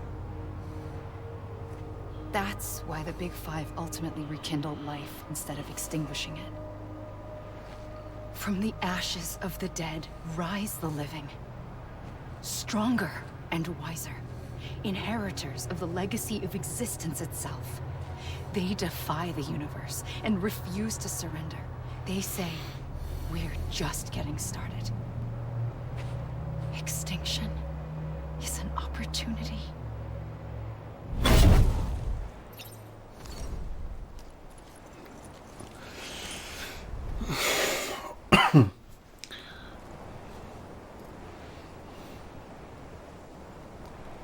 So it's like she had the intentions of stopping it, bringing everything together, all that kind of stuff, wanting to connect the network, to connect everyone, to figure out existence in a sense, the history of everything, and then was just like, fuck man, I've just been chilling here for way too long, I'm just going to end it all, because I'll just speed up the process a little bit, who cares.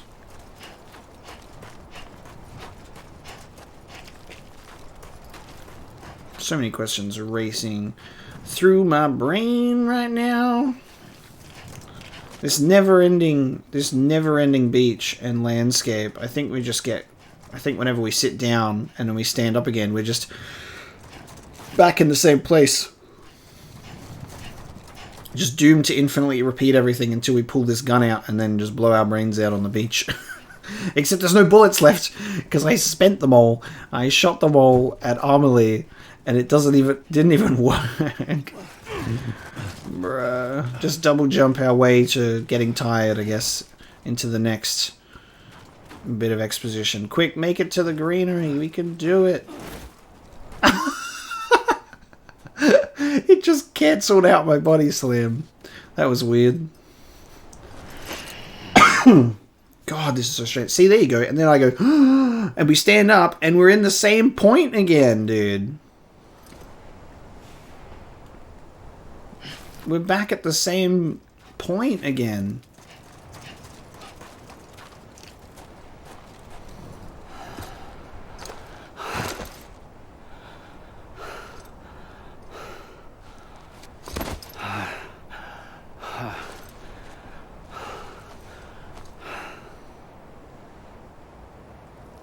Is it even possible to get tired on the beach? I pulled the trigger twice that day. I knew at once I'd made a mistake. I found your beach and looked everywhere for you. Sam. Oh, it's me as a baby. That's what you... This is the scene that we just witnessed before. That was mass confusion. Bro, what? Oh my god, is this the adoption?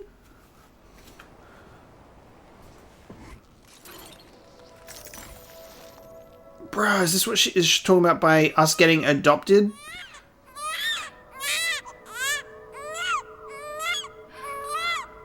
Are we a bridge baby all grown up?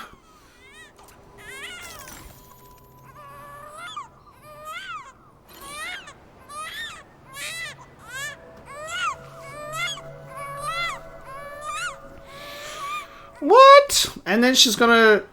Oh my god, she sends us back. So takes us to the water and then... To set you free from death once and for all. But why me? It's okay. Why me? I know the way. And she's like, off you go. But in doing so, I upset the fundamental balance between life and death. I just wanted to save you. What? We're the reason that everything's fucked, or what? Because you decided to save me?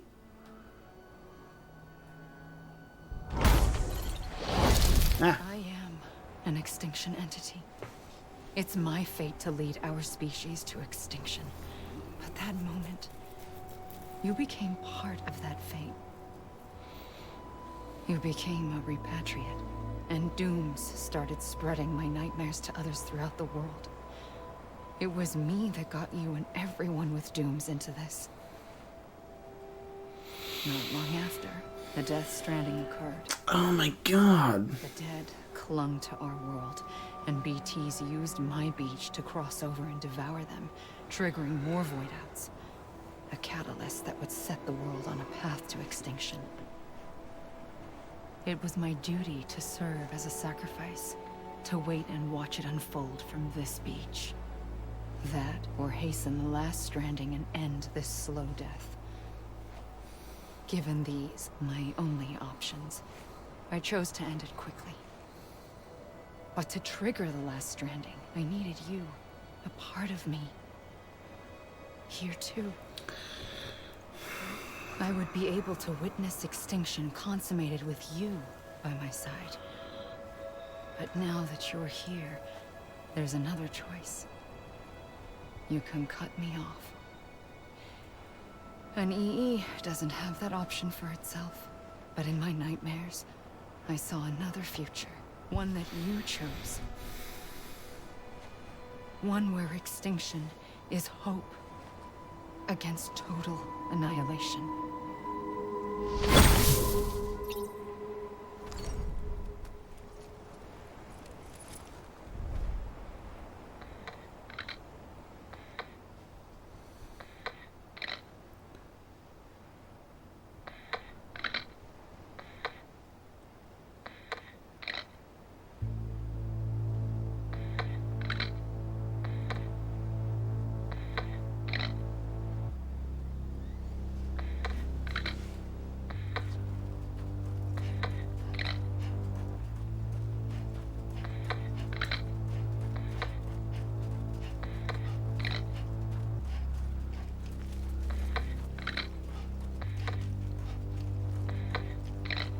Faintly,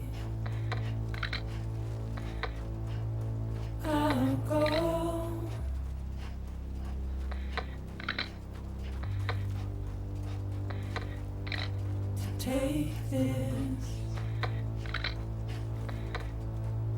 head on. Bruh, I've seen 4 of the Critical Role team in the fucking voice actor credits. That's so funny. There's 4 of the Critical Role team in the fucking in the voice actors. Oh, that's funny. They should have just gone all out and just got all of them in there. Hideo Kojima did the motion capture for Hunter.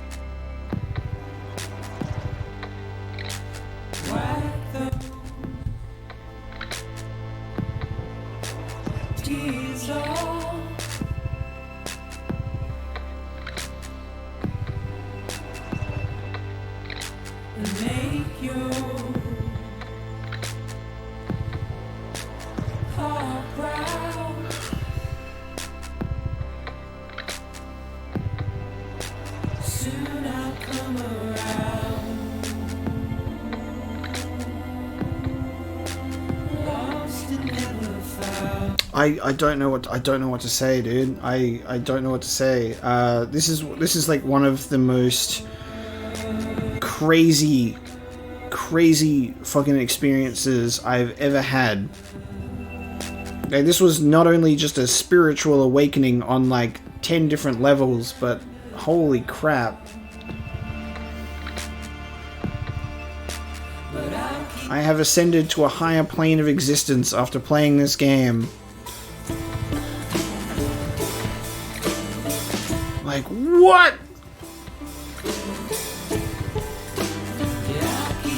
I'm stuck on the beach forever. And I'm cut off from everyone, like they said, and everyone's just back surviving, and I cut off my... I've cut myself off from EE, and everyone's... I want to know what it's like for everyone. What is it like for everyone else on the other side? We just started as a dead baby on the beach, and Amelie was like, fuck this baby in particular, I'm gonna save you. And then the Death Stranding started. We were like the catalyst for it.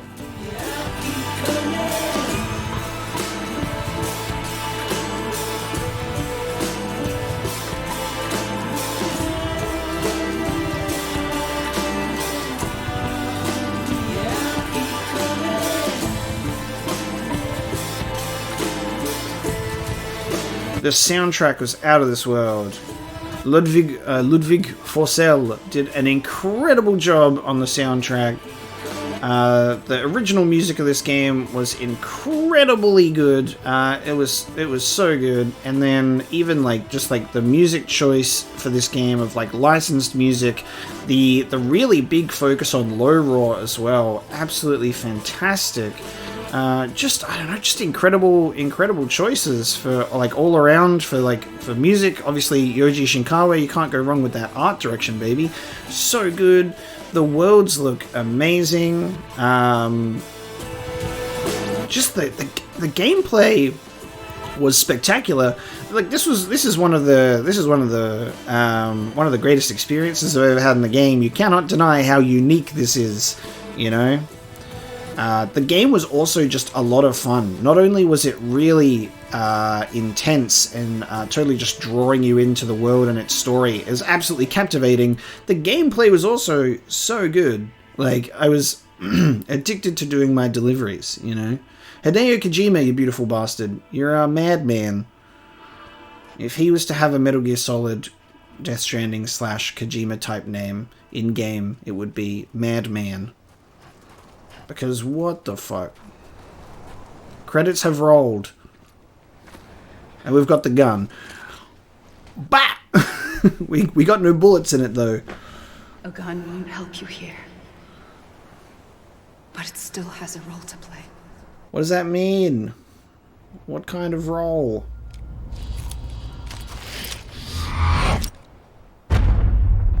Bruh, there was no bullets in it. Death Stranding director's cut. What happens if we end our life on the beach? Is that it? One-way trip? Reconnect with the living? But what does that mean? Yeah, we don't have any bullets, bro. Would this scene have played out differently if we still had bullets? Listen, Sam. I was the one that brought you and Cliff together again. There was something I wanted you to know. You were never abandoned. Fuck! What are you about to tell me? Cliff better not be my fucking dad or some shit. What? Now I'm just throwing out theories left, right, and center. What if Cliff's our dad and we were the BB? And it was a different BB all along. And it wasn't actually the memories of BB that we were engaging with in those memory flashes. It was actually our memories that we were sharing with... BB. Bro, what the fuck? I'm hearing London Bridge. Oh no, what if we're BB? Does that line up? No way. Cliff was our dad. And this BB was just a normal ass BB. Ah, what?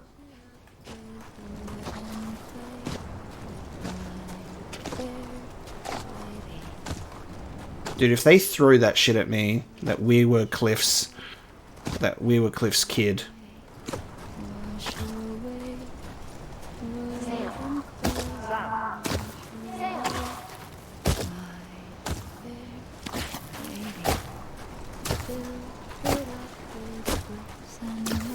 Bro, what the fuck is happening?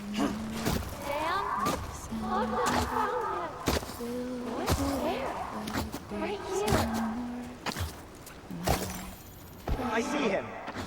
This way. He's over there. Sam! Over here, Sam. Dead man. We're coming, Sam. You ready, Fragile? Ready. Sam, I see him. Okay. Luke, take me to Sam.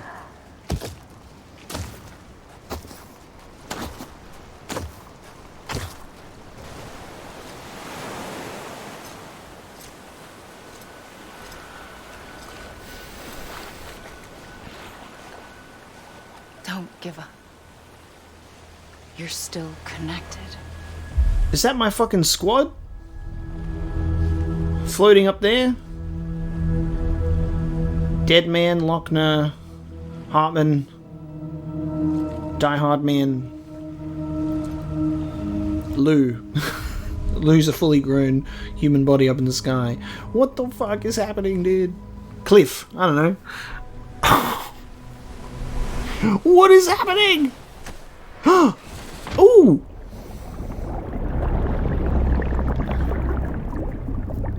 Bro, they rolled the credits and then we still got some shit. I'm so fucking confused, man. What?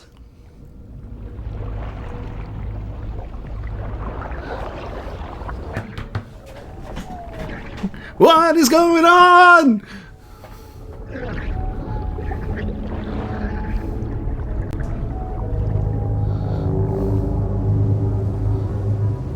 Oh my god. Dude. Oh. Where'd you go? Ooh, that's fucking trippy. Where the fuck did Deadman go? Where's my Lou? Hoo-yah! Oh.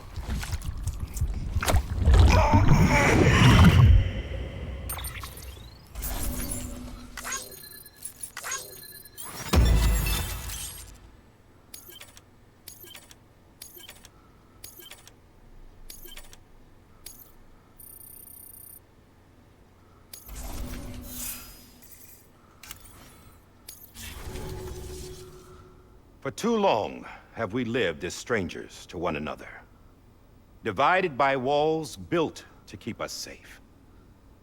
But now, with the completion of the Chiral network, we may at last move forward as a people united. Today we come together to celebrate the birth of a new nation. A new nation for a new world. The United Cities of America. I once took an oath to support and defend the Constitution of the United States. And though that proud republic may be no more, we remain. And so, as your president, I hereby swear to support and defend you, the people. Let there be no more walls between us, nor masks to hide who we are.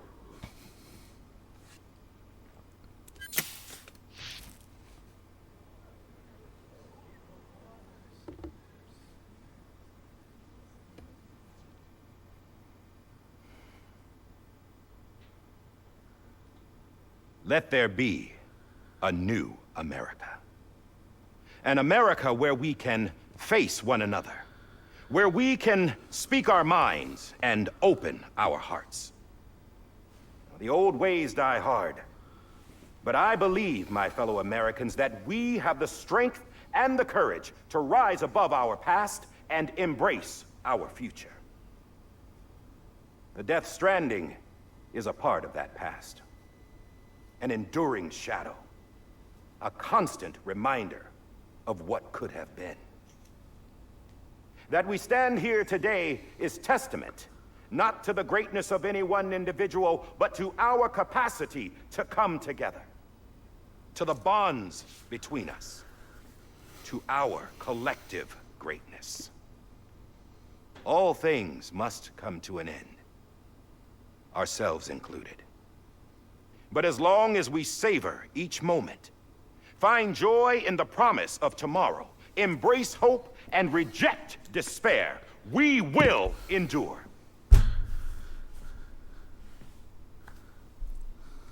President Bridget Strand and her daughter, Samantha America Strand, sacrificed everything in their pursuit of hope that we, the people, might be whole again. That they are not here today to see the fruits of their labor fills us all with a profound sadness. But we find comfort in the knowledge that their memories will live on in the Chiral network and in our hearts. We will always remain connected.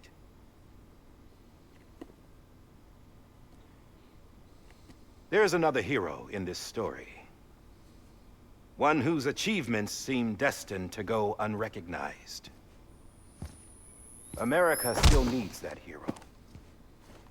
That person without whom we would not be here. The name is unimportant, but you know who I mean. And for that unsung hero, I have a message. It was you who brought us together. You who made us whole again. And while you and I will eventually pass on, we will be... Going somewhere, Sam? Tired of being the unsung hero? No, I'm done is all. She's gone. Come on, wait. There's something I need to tell you. Huh. This doesn't bother you anymore? Well, that's great.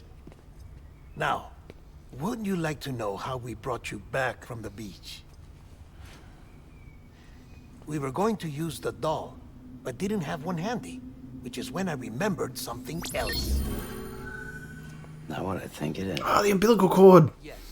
What could be more connected to Amelie's beach than President Strand's umbilical cord? Hartman thought that's why she left it with me in the first place. Unfortunately... It didn't work. Yeah, she'd already cut her beach loose. It was just gone. We didn't know if that meant she dragged you into the great beyond, or sent you to some other beach. We were really racking our brains.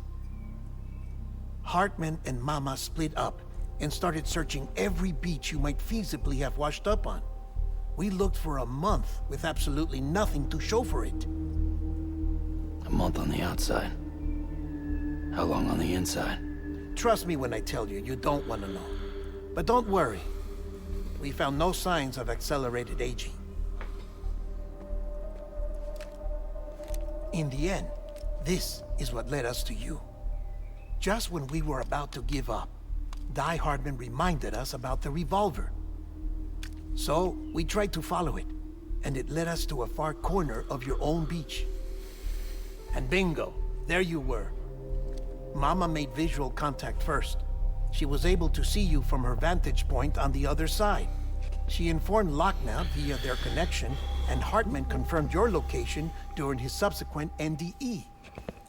The plan was for Fragile to, in essence, slingshot Lou and me to your position so we could rescue you. But it's not so easy to send multiple individuals to another person's beach for an extended period of time. And that's where the umbilical cord came in. We wove these from President Strand's DNA. They serve as a single knot that binds us all. The President must have known all of this would happen. Ironic, isn't it? The gun that set this whole mess in motion ends up being the key to saving you. Amelie, she said it had another purpose. Not a weapon, but a lifeline. A stick that became a rope. I suppose that's one way of putting it. Oh, Sam. You have no idea how long I've been waiting to give you a hug. Got something else to tell you. Top secret. It's about Cliff. Bibi's mother's name was Lisa Bridges. Law wife. Lisa Bridges. That's your mother, bitch. You're the BB. Was killed by a man identified in the records only as John. Former U.S. Special Forces.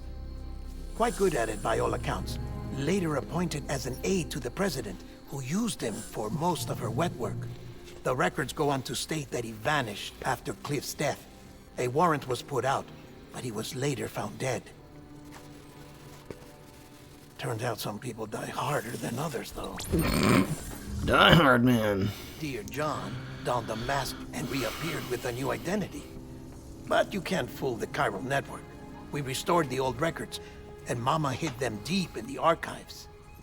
You're the only one, besides us, with access privileges. Take a look if you're so inclined. I'm inclined. But don't say I didn't warn you. The president's got some dirty, dirty laundry. Hello, Mr. President. Don't trust him. But I'll work with him if that's what it takes. We'll talk later. Dude, what the credits rolled. What? We're still in the game. What is happening? This is so good.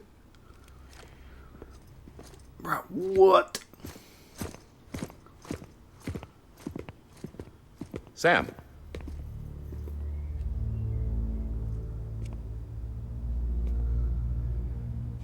I don't expect you to forgive me. But would you hear me out? I killed Captain Clifford Unger. I would tell you I did it for America. For love of country. But I didn't. I did it for her. Because I loved her with all my heart. She was everything to me. Everything. Now, I'm not trying to make excuses. I just want you to know that not a day's gone by when I haven't thought about it. Time didn't help. Or the mask. Please, let me finish.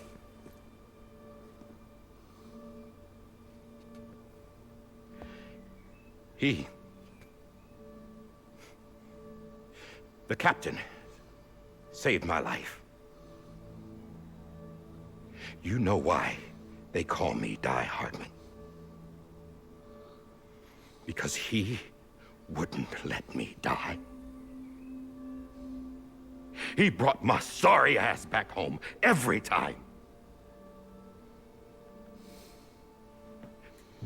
And I loved him as much as I loved her.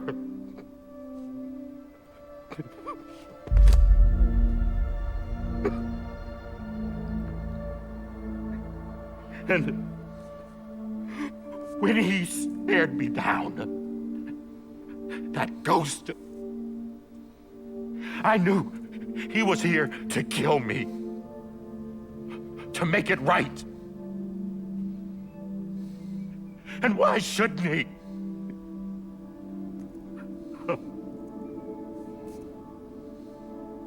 Why didn't he? He couldn't save his kid, his baby. And that's what brought him back. I guess when he saw I was trying to do my part for America, he remembered who he was. And he forgave me. God! But I don't deserve it, God damn it! There is no atoning for what I've done. God!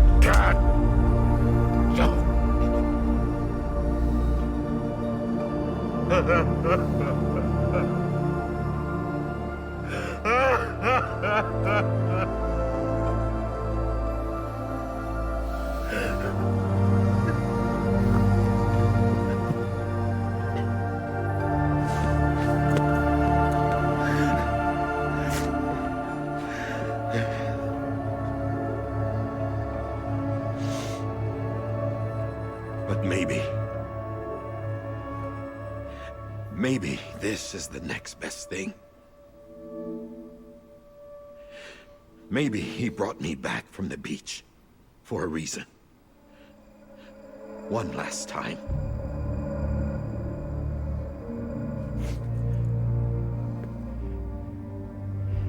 He wanted me to do this.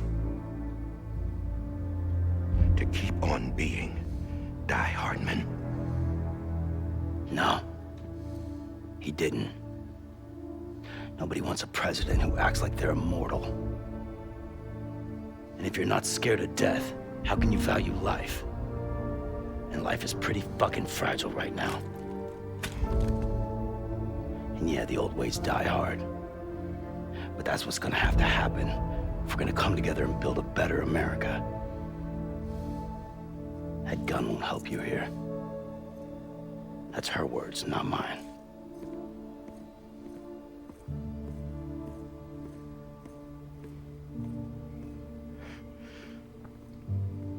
Thank you, Sam.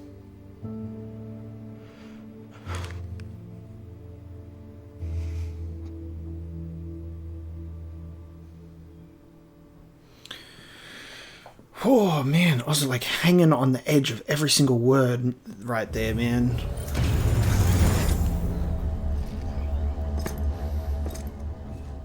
Hey, Sam. Been waiting for you. Lou? Dead? Poor thing was never truly alive. Not in this world, at least. The decommissioning order finally came through. Can't risk necrosis. The body can't stay here. I thought you might want to take care of it. You could try taking Lou out of the pod just to see what happens. But that would be in direct contravention of an executive order. And there are laws about that kind of thing, now that we're a nation.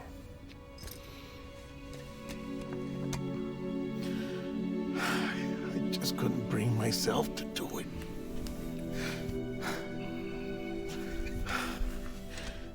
But if the alternative is defying the president, I can't do that either. Not me.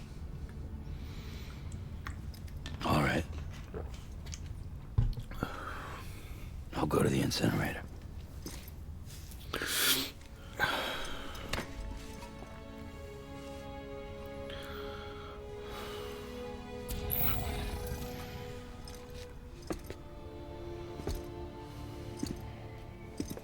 Before you leave, I'd like to check something quickly. I just took your cufflinks offline. In that state, there'd be nothing to stop you from removing them. If you did, the UCA wouldn't know where you were or how to find you. You'd be invisible. When you use the incinerator, you'll be reconnected to the network automatically. I trust you'll remember what I said. Right, absolutely.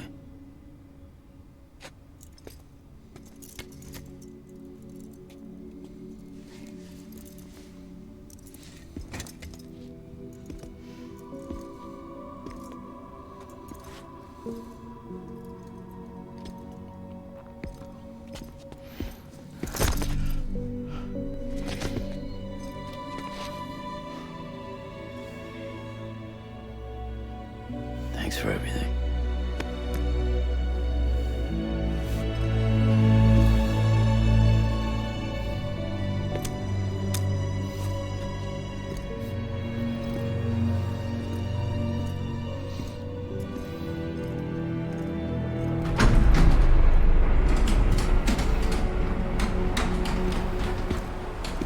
Oh, fancy new jumpsuit, Fragile.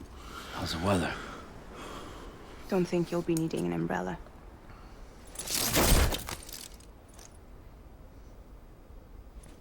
I decided to follow my father's dream after all. Don't worry, I won't get mixed up with any terrorists this time. UCA's got my back. We're the first private delivery company to get the official approval. Sounds like you're moving up in the world. Congratulations. Thanks. Wait. There's something I have to tell you. I didn't shoot Higgs. Couldn't pull the trigger. So I let him choose. Death or eternal solitude on the beach. Fair enough. You never did like breaking things. That's right. I find and fix what's broken. And reconnect. I'm fragile. But I'm not that fragile. Wanna come work for me? Could use a man like you. The world's still broken. Same as before. What isn't? But we're still here. We're still chugging along. Not everyone. Not me. Come on. You put America back together, didn't you? Doesn't mean there's a place for me. I've got no ties to anyone or anything. I might as well be dead. I felt like that when we first met in the cave. I still do. Don't act like you're the same person. You've learned how to touch, to feel. You've connected with people. With us. Everything I touch, I lose.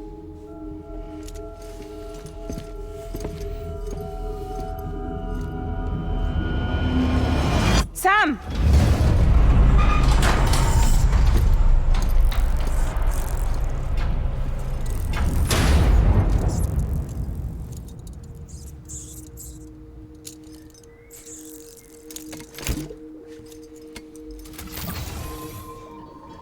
Come on, Lou.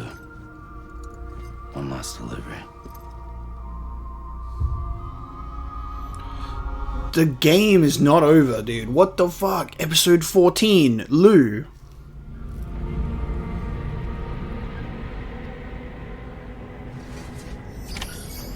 Lay BB to rest. Don't make me do it, man. Oh my god. Dude. The PlayStation controller is red to signify BB's current state as well. I can't pull up the network because my cufflinks are offline. So we can't check or look at anything else, and it's just delivering BB to the incinerator. The game continues. This is like post credits. I was gonna say I was expecting it to be more cutscenes and wrap up because I was like, this is the longest post credits sequence we've ever seen. We've got the cufflinks offline. Apparently, we can do some digging into some information on Die-Hardman. Lisa Bridges, Sam Bridges was adopted. My current thing is I'm pretty sure that they're telling us that the BB that Cliff was talking to is Sam. And then we grew up somehow because Amelie gave us life. A bridge baby that connects there's the key to the other side, brought back to life to live a complete life, then causing like the death stranding. Or something like that. And Cliff was actually our father.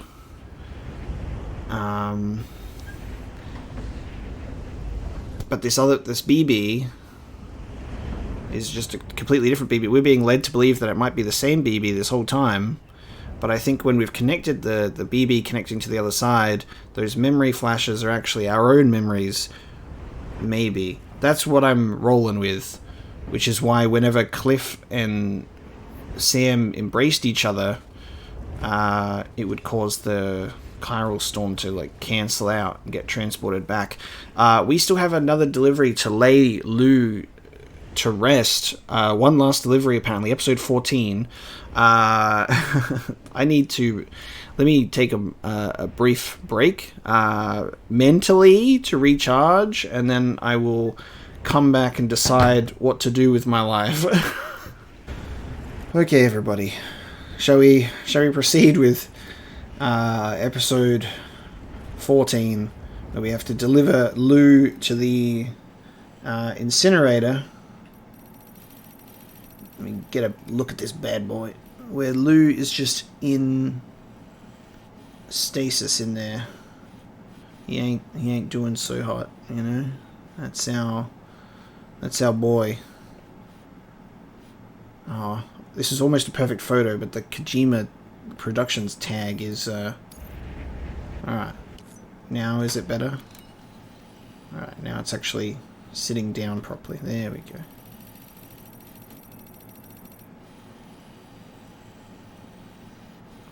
Just need a photo of this just to remember this moment. A photo of Lou. Actually. Okay, I was like, bro, what if we could change BB's poses and expressions? Reanimate the dead baby. Okay, the game wouldn't let me do it. Alright. We're going to the incinerator. It's 1.3 kilometers away. Aww. BB's theme. I can't believe that this whole time we've been going, holy crap, this BB must be some baby that's just, for some reason, able to live past its standard lifetime. And it's Cliff's baby, and we're now in possession of it, and there's this fucking custody thing. And Cliff is so desperate that he could, like, and he was clinging onto what he thought was BB in our pod, and he wanted it, but it turns out that this BB is just a normal BB. This is just our BB that we've been given. It's, you know, and we formed our own bond to this BB.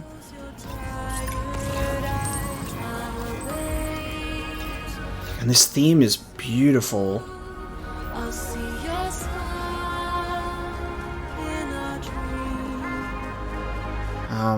And it turns out that Lisa Bridges and Cliff Unger had a baby. And it's me!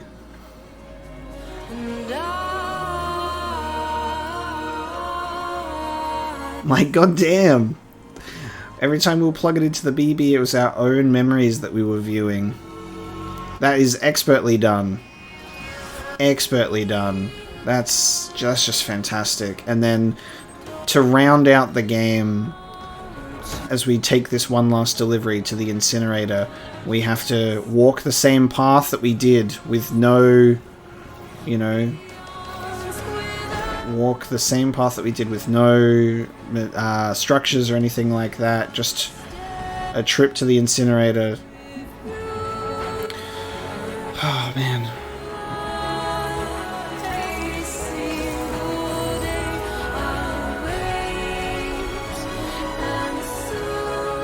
I initially thought that we were going to get like a plot twist almost, that it's like the body that we took to the incinerator wasn't Bridget's or something like that, and it was gonna be some like weird reveal in that sense, but instead it looks like that the focus on the reveal is who Sam is really, as well as revealing sort of like the history of Amelie and Bridget being one and the same, except her heart and car being separated and one of them aging. We get this very beautiful theme to send off our BB.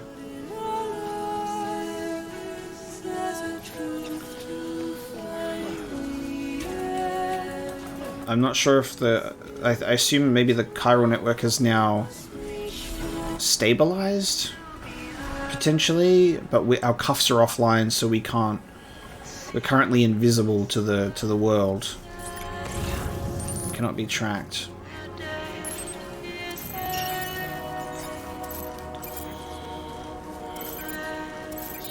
Igor's ladders and climbing anchors to help us get to this incinerator.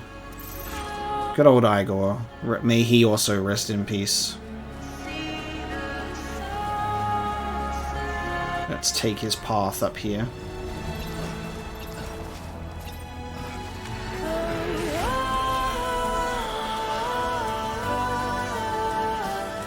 Bro, I'm so emotionally spent, you know? I am so emotionally spent after this, this ending.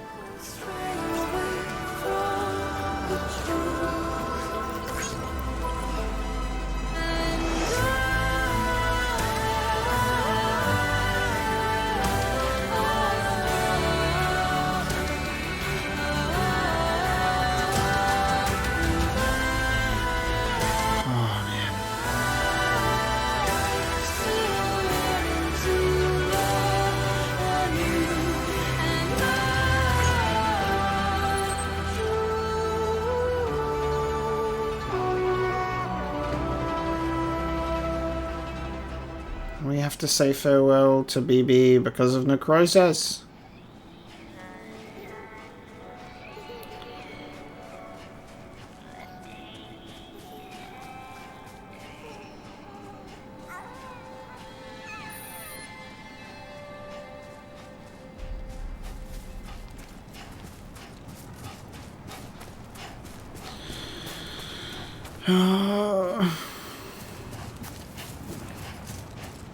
Do we have to? Can we just not? Can't we just be happy? Can't we just be happy? Alright. I guess we're here. You still with me, Lou? Poor thing was never truly alive. Not in this world, at least. Not in this world. Thanks for everything. Child special. One of a kind. A BB candidate. Either that or a sacrifice. Alright, remember this.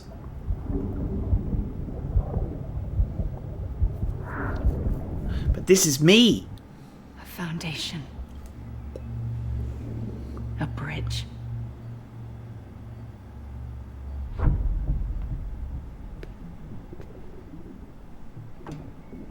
Brought you an astronaut. Mankind can go anywhere, even outer space.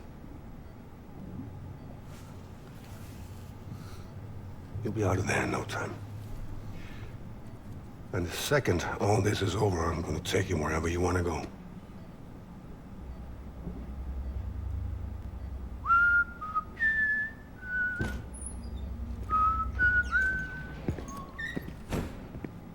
Dude, this is so fucking weird seeing it from this perspective.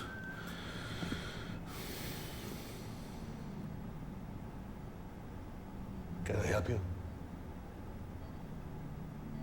Are you Clifford Unger? Holy shit. John. Is that you? Captain, what are you doing here? My wife's checked in.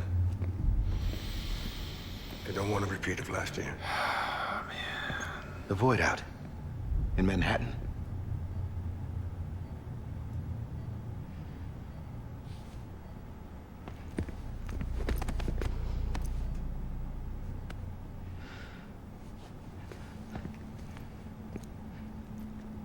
I'm so sorry. I didn't know you were the husband.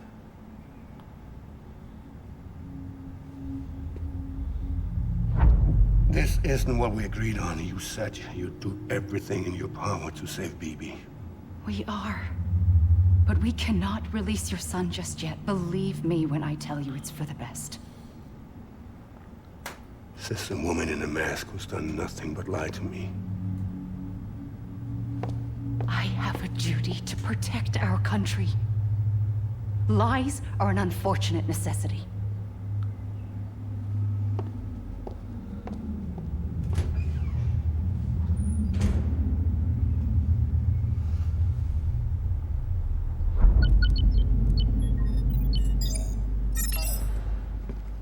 The President gave me the highest level access privileges.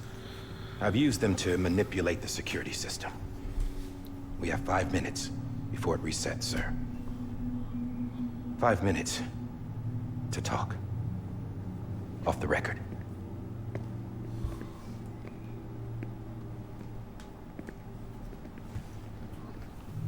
Take BB and get out of this place. There's nothing I can do for your wife. I'm sorry.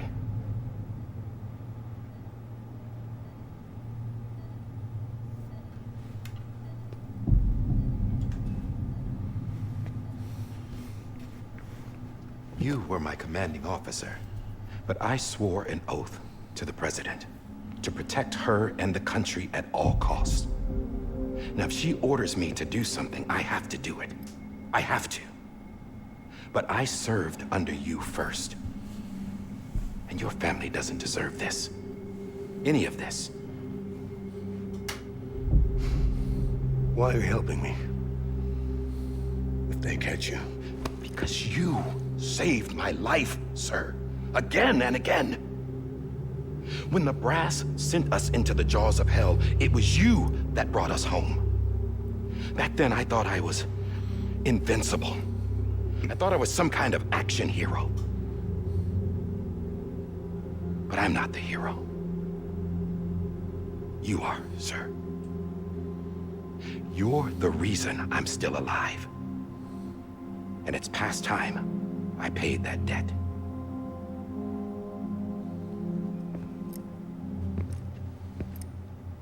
They're moving your son to a new facility tomorrow.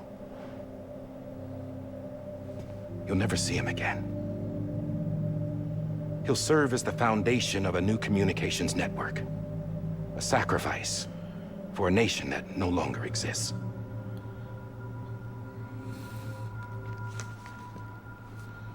I wrote down everything you need to know. And that's what Sam ends up being. The only way to keep it off the system. Burn it when you're done. That's exactly what Sam ends up being, a sacrifice for to rebuild, essentially. The rest is up to you, sir.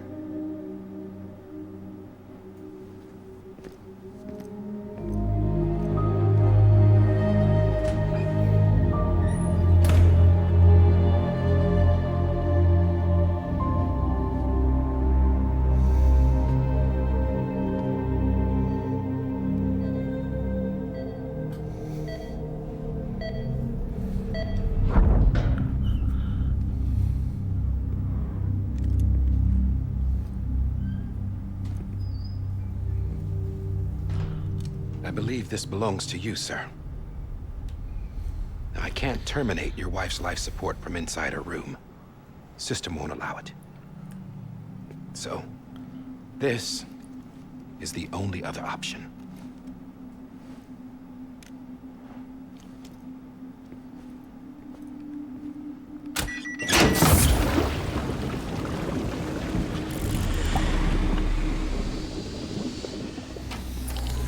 An alarm is set to go off if she flatlines. I've rigged the system to spoof her vitals. But you won't have long. 5 minutes, tops.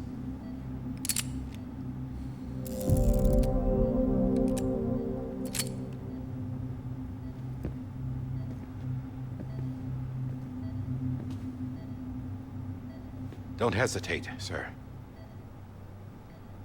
This is the only chance you'll get.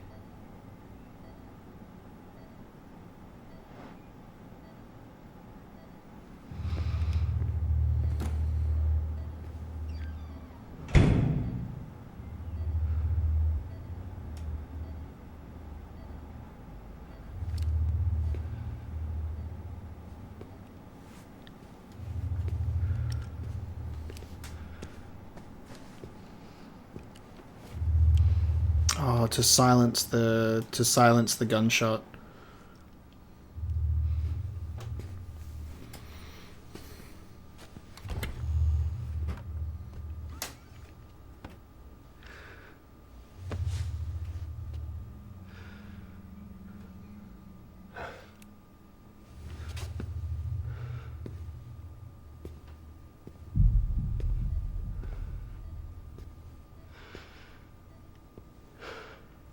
Close your eyes, BB, don't look.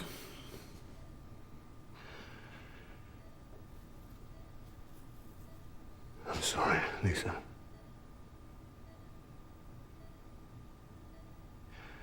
Don't worry.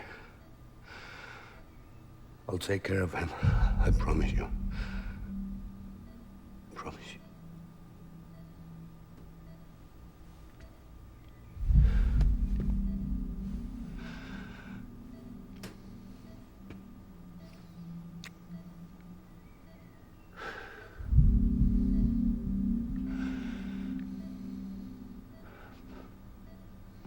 Lisa.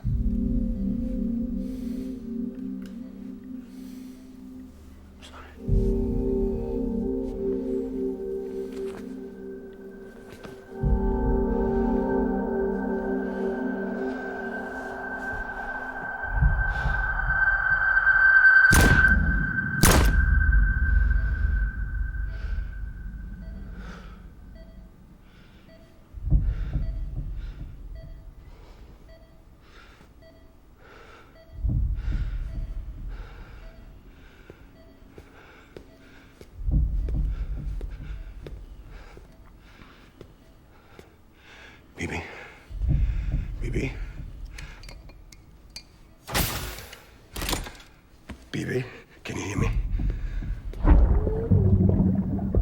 Can you hear me? Daddy.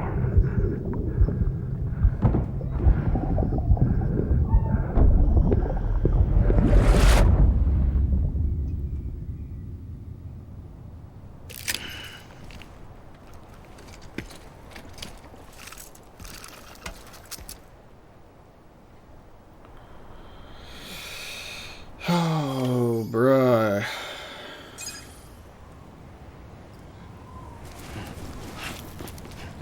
One last memory connection there, huh? Oh my god. Silent Hill fans where they see a husband murdering a wife with the pillow. That's a Silent Hill 2 reference. He killed his wife with a pillow. That's the big reveal, guys. No! It can't be cremated. It's not allowed. No. Just take him out of the packaging. Run away with him. He's fine. I just took your cufflinks offline. In that state, there'd be nothing to stop you from removing them. If you did, the UCA wouldn't know where you were or how to find you. You'd be invisible. When you use the incinerator, you'll be reconnected to the network automatically. Ooh. You could try taking Lou out of the pod just to see what happens. But that would be in direct contravention of an executive order.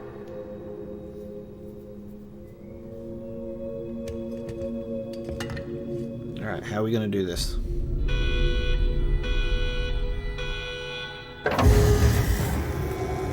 Oh, he's burning the cuffs too. Well, the dog tags are attached as well. You know, he's burning the cuffs, the dog tags, and BB and Lou all together.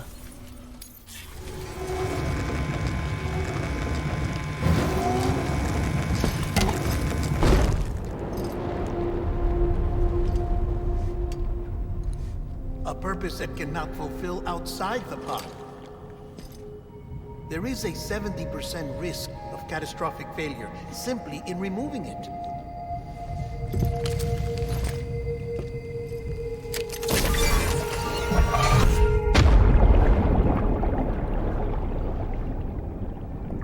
Ooh, ooh!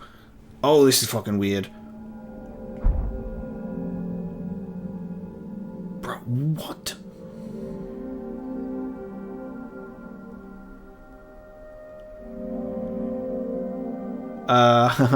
Dude?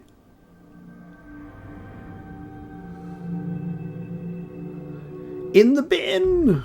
Oops. Oops. Mom?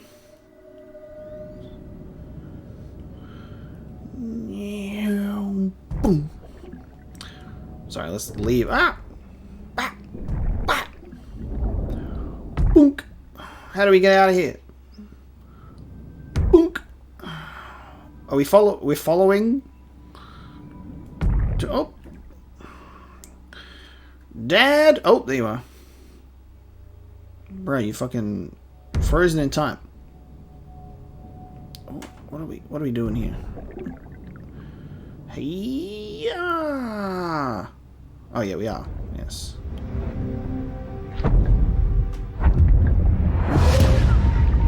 Oh, what the fuck? We just repatriated to our baby self.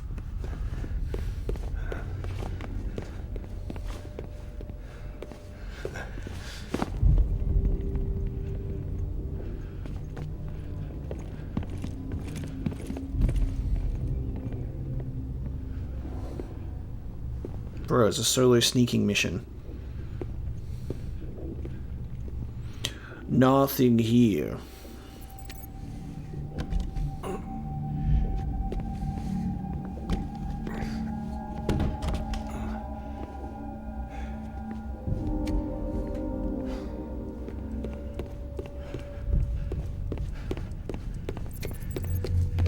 Dude, every single time he's going to a door, it fucking... What does it do? Oh no, it disappears when you approach the door. Okay. Is everything locked? That's the alert of her flatlining. Okay. Freeze! Hey, put it down! Drop it! Put it down! Back off. Back off! Get up! Don't do it! I'll handle this.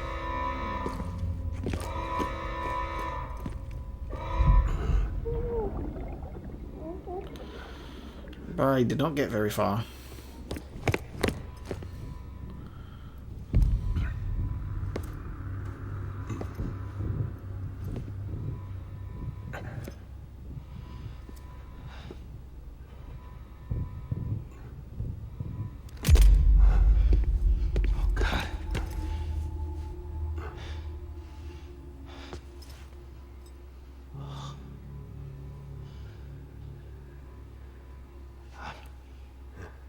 sorry, Captain.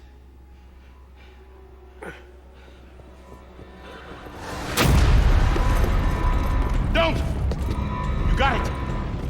You two! Stay there! And hold your fire!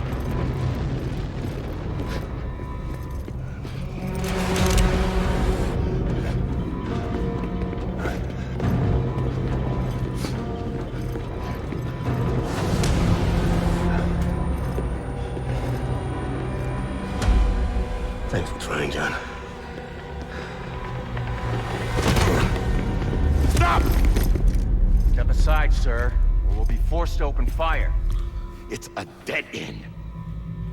He's trapped. Security will take it from here.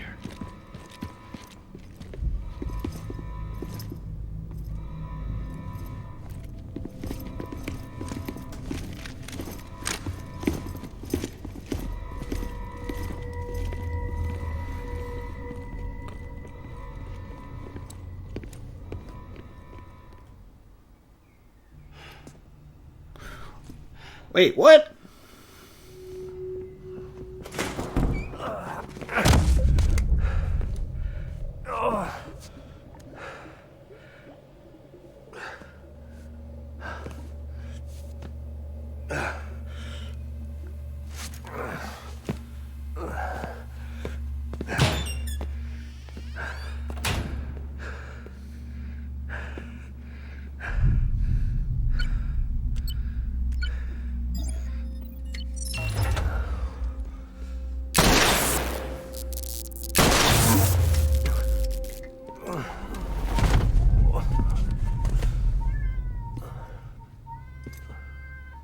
In here!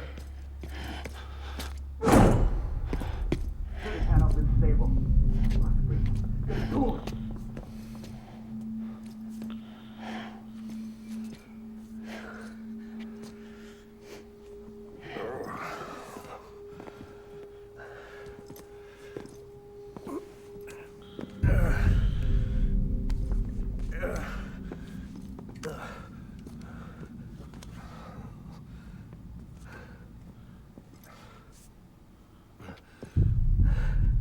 I'm sorry, Lisa. I screwed it up. I've ruined everything.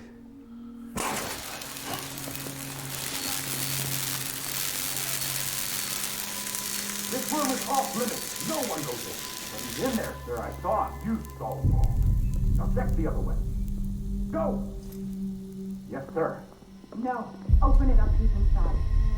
Move, dumbass. Oh, John's trying so hard here.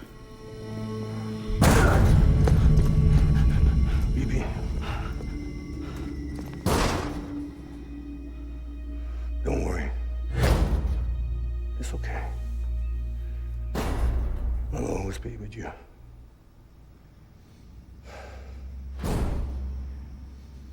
See the sunset. The day is ending.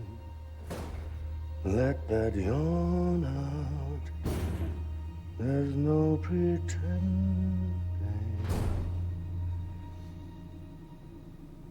I will hold you and protect you. So let love warm you till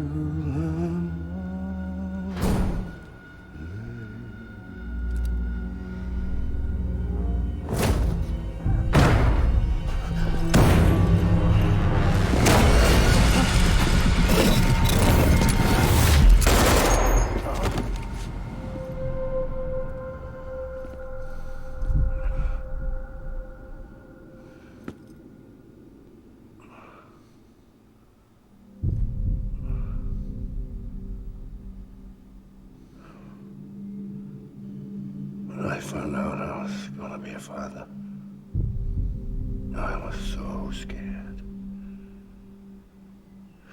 Scared of what it would mean.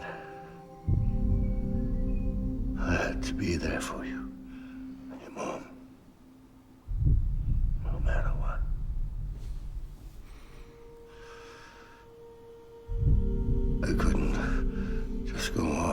myself killed anymore. Couldn't leave you all alone. I couldn't. Get off of him! Now! I had it all wrong. All wrong. Being a father didn't make me scared. It made me brave.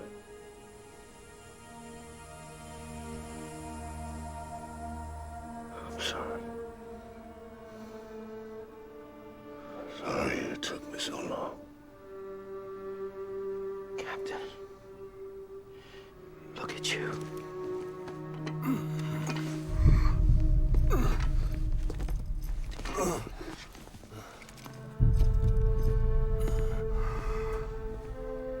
Don't make the same mistake. Be yourself. Be free. Oh my God.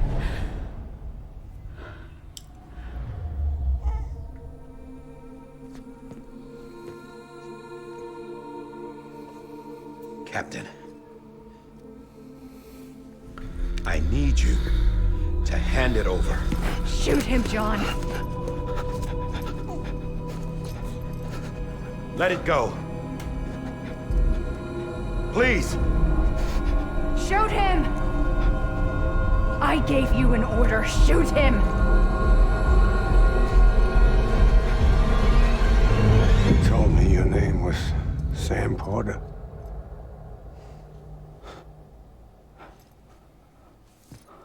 But you're Sam Bridges. My son. My bridge to the future. Without you, I was just like any other Cliff. Dead end. No way forward. Nothing but an obstacle. Looking on at the world people like you were trying to build.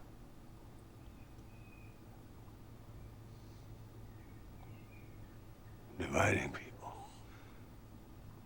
was the only thing I was ever good at.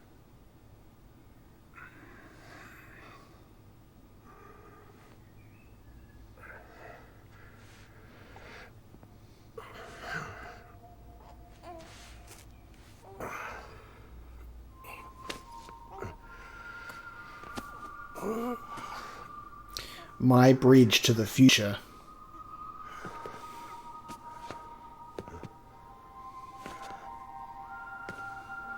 But not you, Sam. You bring people together.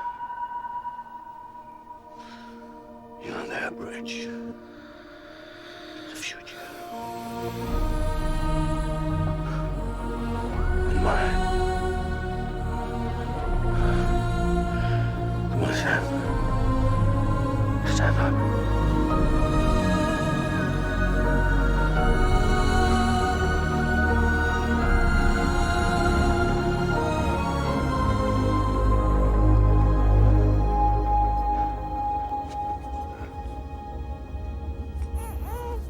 Is this me?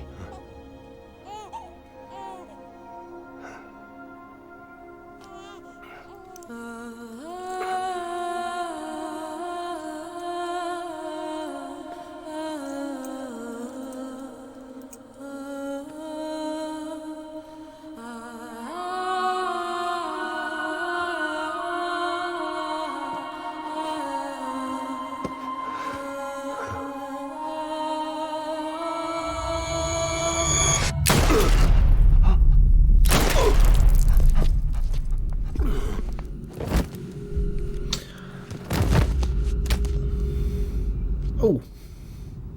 Oh, God. Not BB2.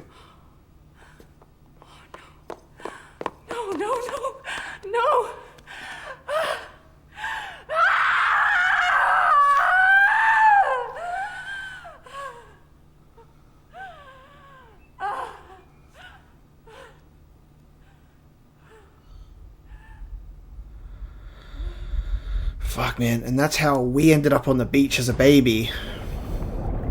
Oh my god, dude.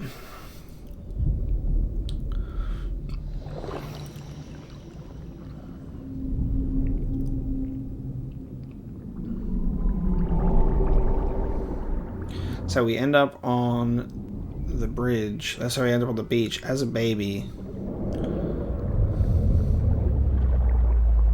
Ooh. Dude, the use of names in this game is so fucking clever. It's so good when everything comes together.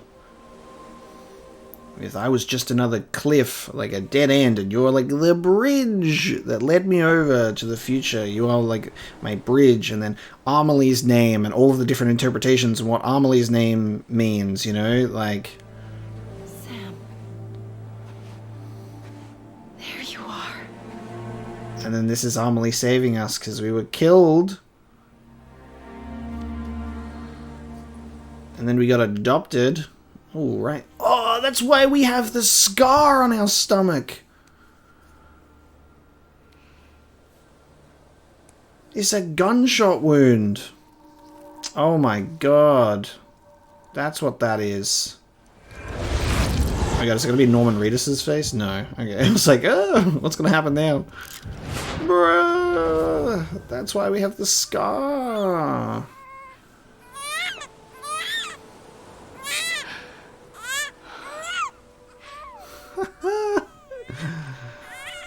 Far out, man.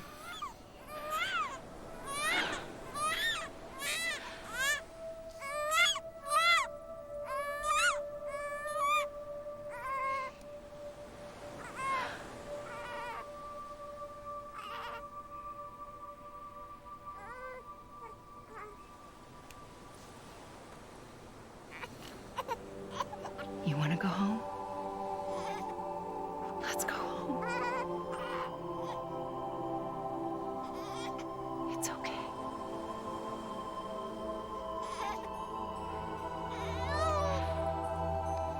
I know the way.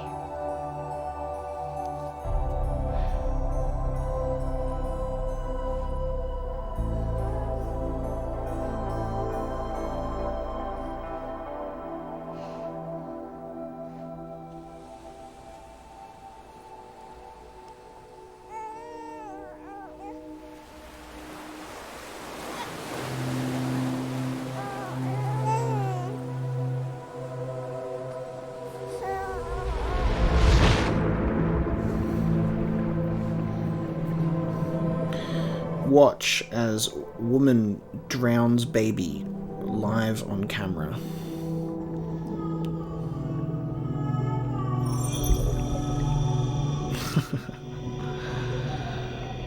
Dude.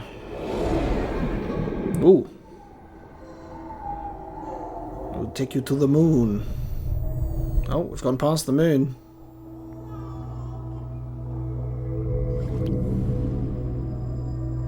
Follow the light, Sam. Follow the light.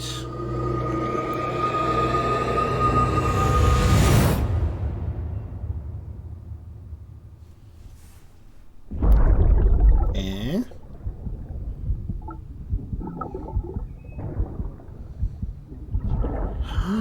We're in the pod. There's our scar. I can see it in the reflection. Sup, John?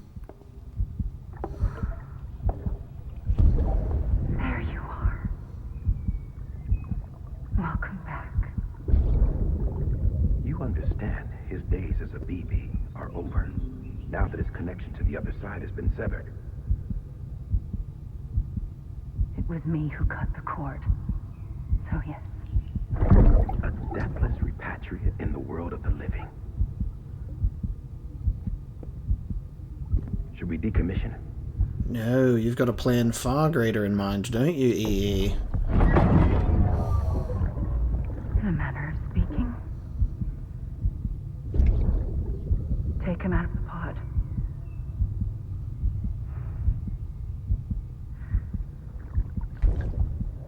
I'll raise him as my own. fuck Bridget. All my homies hate Bridget.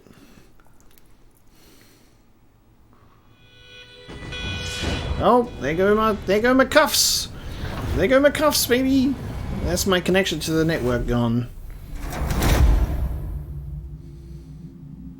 We took him out.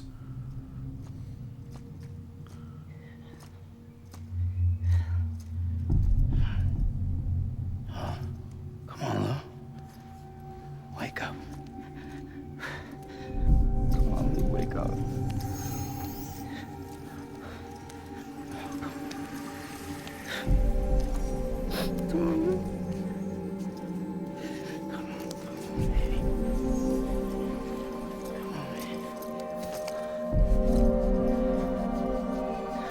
Wake up. Wake up. Wake up!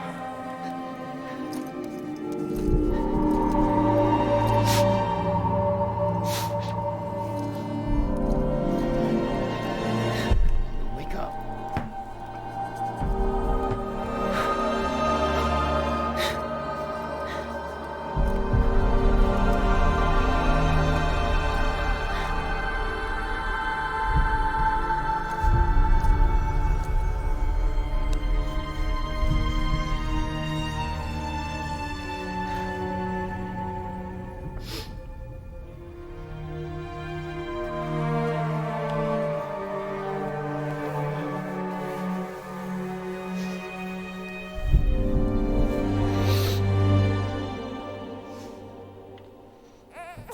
Ah!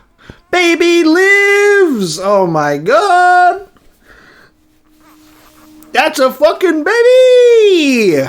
Where'd you get that fucking kipu, sir? Hello? Hello? Oh my god. Ooh! What's the deal with the floating babies?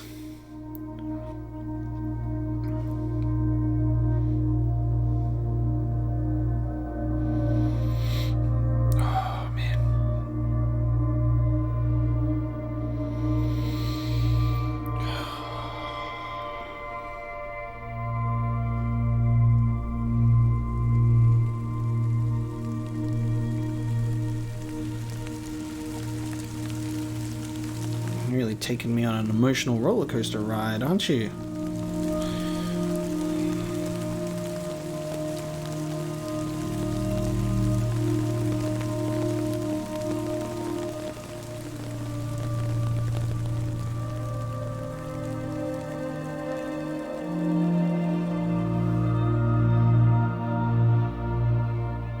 Bro, dude, the timefall didn't do anything. It didn't affect him or Lou. That was just rain. That was just normal rain. Dude, it's over. We fixed it, right? Did we fix it? Is the Death Strand, is it done? That was just normal rain. There was no aging there. And actual credits now. Black screen credits. 10 out of 10. That's a fucking... What you just sat down and watched me play for hours and hours on end is a straight 10 out of 10, my friends. Holy shit.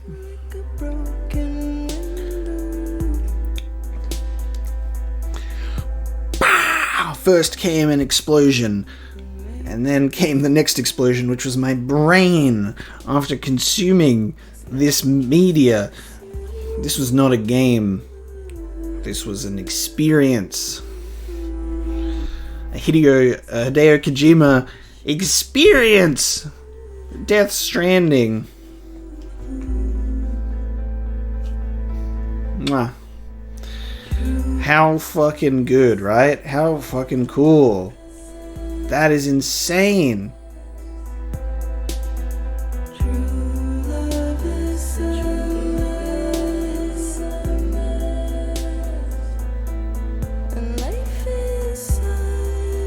The credits fake out, and then it takes us back to takes us back to more game, and then another credits roll. That's crazy. What a post-credit sequence, huh? So we get everything at the end of the game is like that culmination of like explaining how everything happened, how everything works.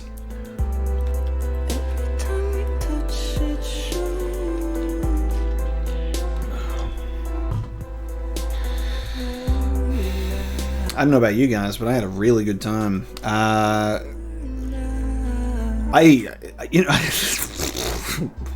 had no idea what to expect going into this thing, and I am so like overjoyed. I don't know, man. Like, what a really special game, right? You're never going to play anything like this again. Unless there's a Death Stranding 2 coming. I cannot wait to see what Kojima's working on next. I believe he's put out a tweet that he's working on a buddy cop related adventure, apparently. So I don't know what that's going to be, but I guess this is a one and done game. This Death Stranding. I don't know. I don't think you could tell a story after this now. I don't think you could follow it up. Sam gets to live happily ever after with a child in the way that Cliff never could.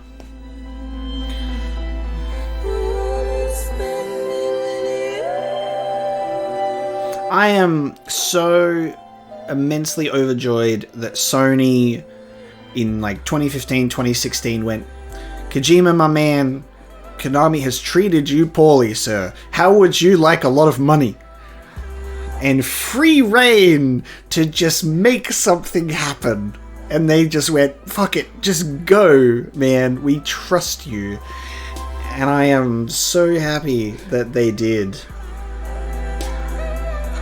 And the director's cut, I am not even aware of all of the additions and changes really, because I never looked into it, so I don't know if I've gotten a couple of different points. I don't know if what I just experienced was director's cut stuff at all, so I'll have to look at it, whether this was the actual, how the game, was storyline structured was originally.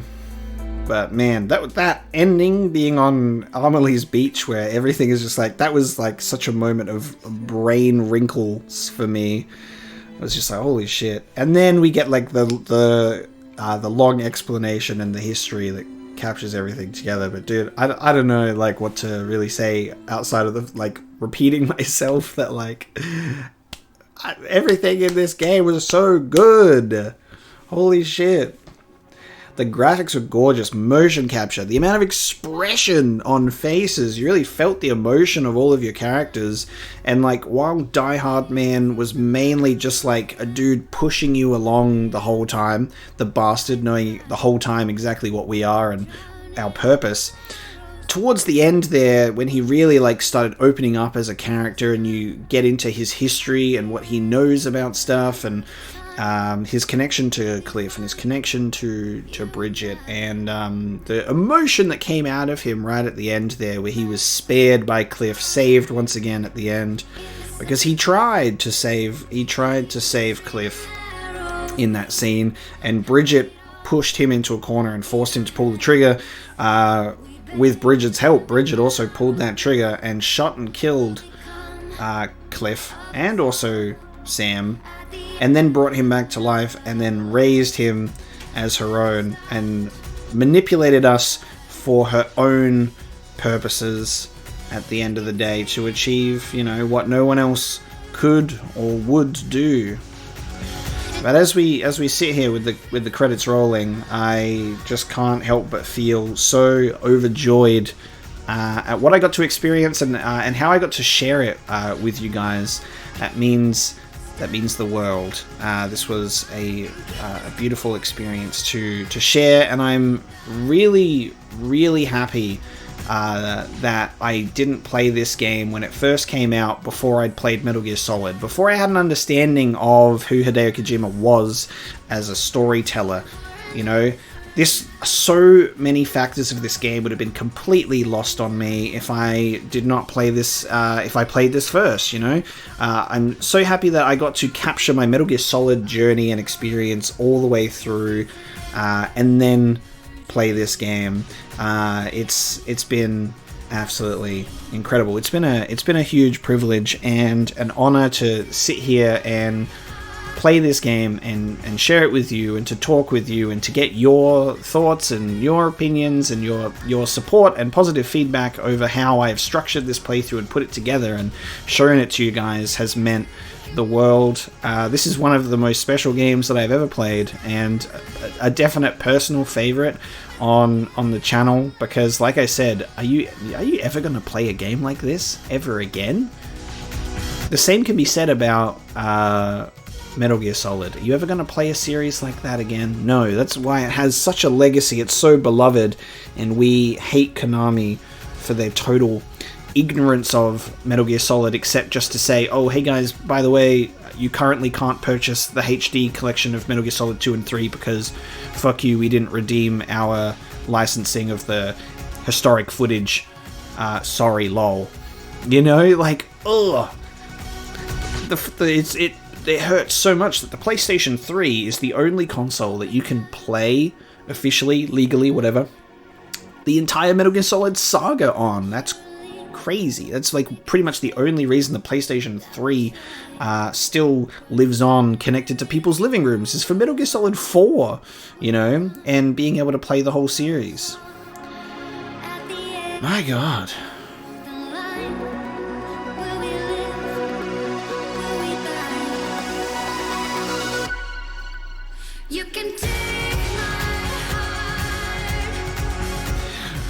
Music was so good, man. Music was so good. Every song choice was incredible. So good. Every copyright strike was worth it to really just push through and to just have a amazing experience. The music definitely contributed to it. If I removed it all or just silenced everything, it would have really taken things away, you know. It would have taken away from the game.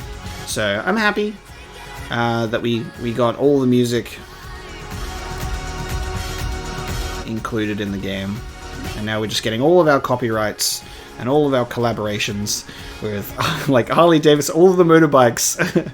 We didn't get all the memory chips, man. There's still stuff. All the Sony Pictures movies that were also involved. The game's not over. The story may be done, but are we done? No. There are still memory chips to obtain. There's still emails to read, I assume. There's still going to be interviews, because apparently there's going to be stuff with Die-Hardman that Deadman said to look into at our own discretion, and I'm wondering if that was essentially the scenes that we just witnessed, or whether there's stuff to read into. Produced and created by Hideo Kojima. Clap, because the plane has landed.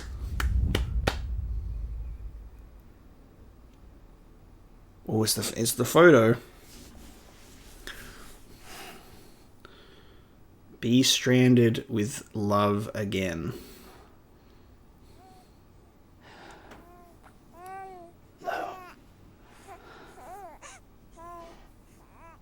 Louise.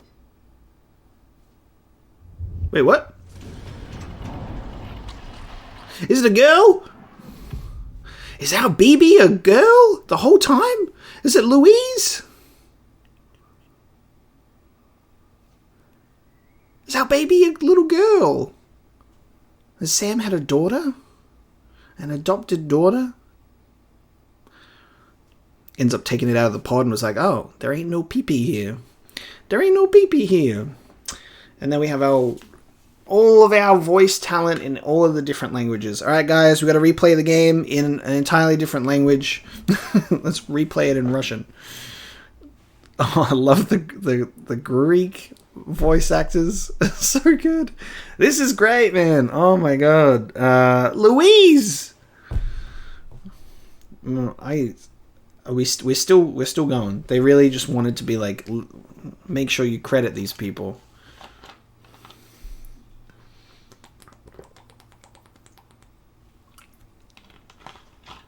replay this game in Japanese. That would be cool.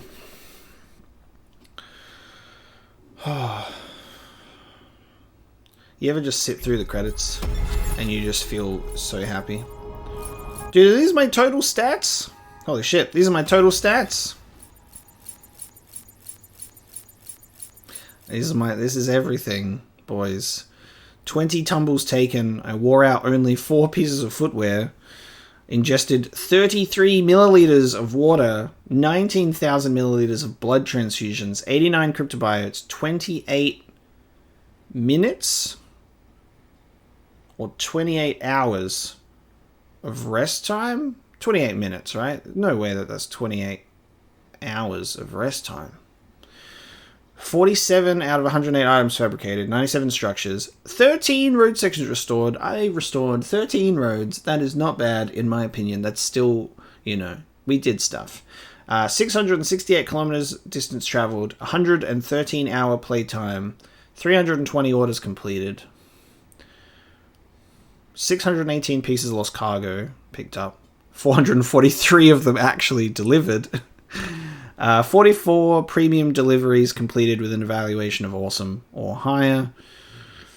Total pieces of cargo delivered 1460 and total weight of 21.99 tons. That's a porter grade, baby. That's a porter grade right there. Connections made during delivery. 51 times soothing BB. 1,1217 likes for BB. Bruh, bridge link was 69. I almost had full purple star. What's going on with that final one? That's the delivery time. Shit. My delivery time. I didn't get a full purple star going. Damn.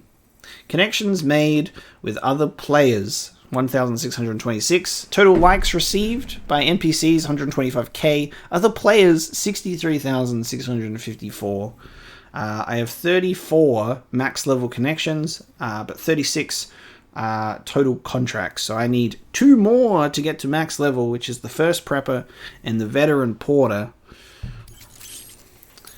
And then all of our sound data for the ending of all of the music that they played at the end.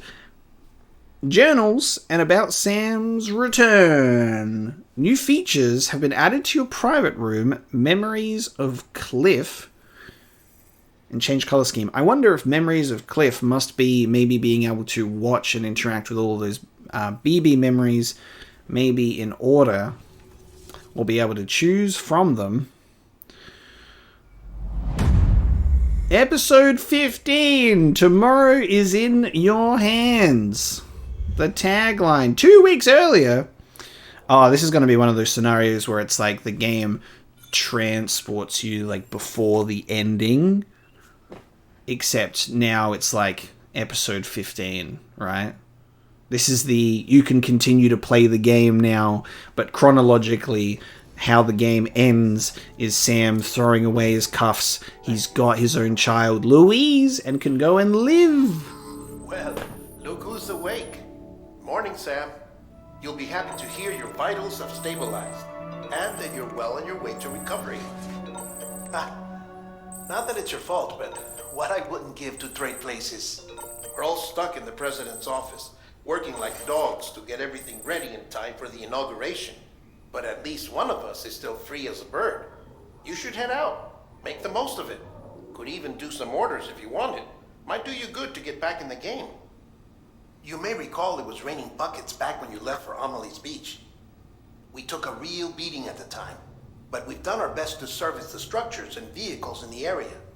So you know, any cargo that was stored in your private locker at a damaged facility should have been transferred to your private locker here at this distro center. Anyway, busy or not, we'll still be on the end of the line if you need us. And if you want some alone time, we should be able to manage for now. Just make sure you're back in time for the big day, alright? See you then. Hey, Sam. You sure you don't have any unfinished business? Sam, I know you've been to hell and back and earned a break, but I've got a high priority request. Head to the distro center west of Capital Knot.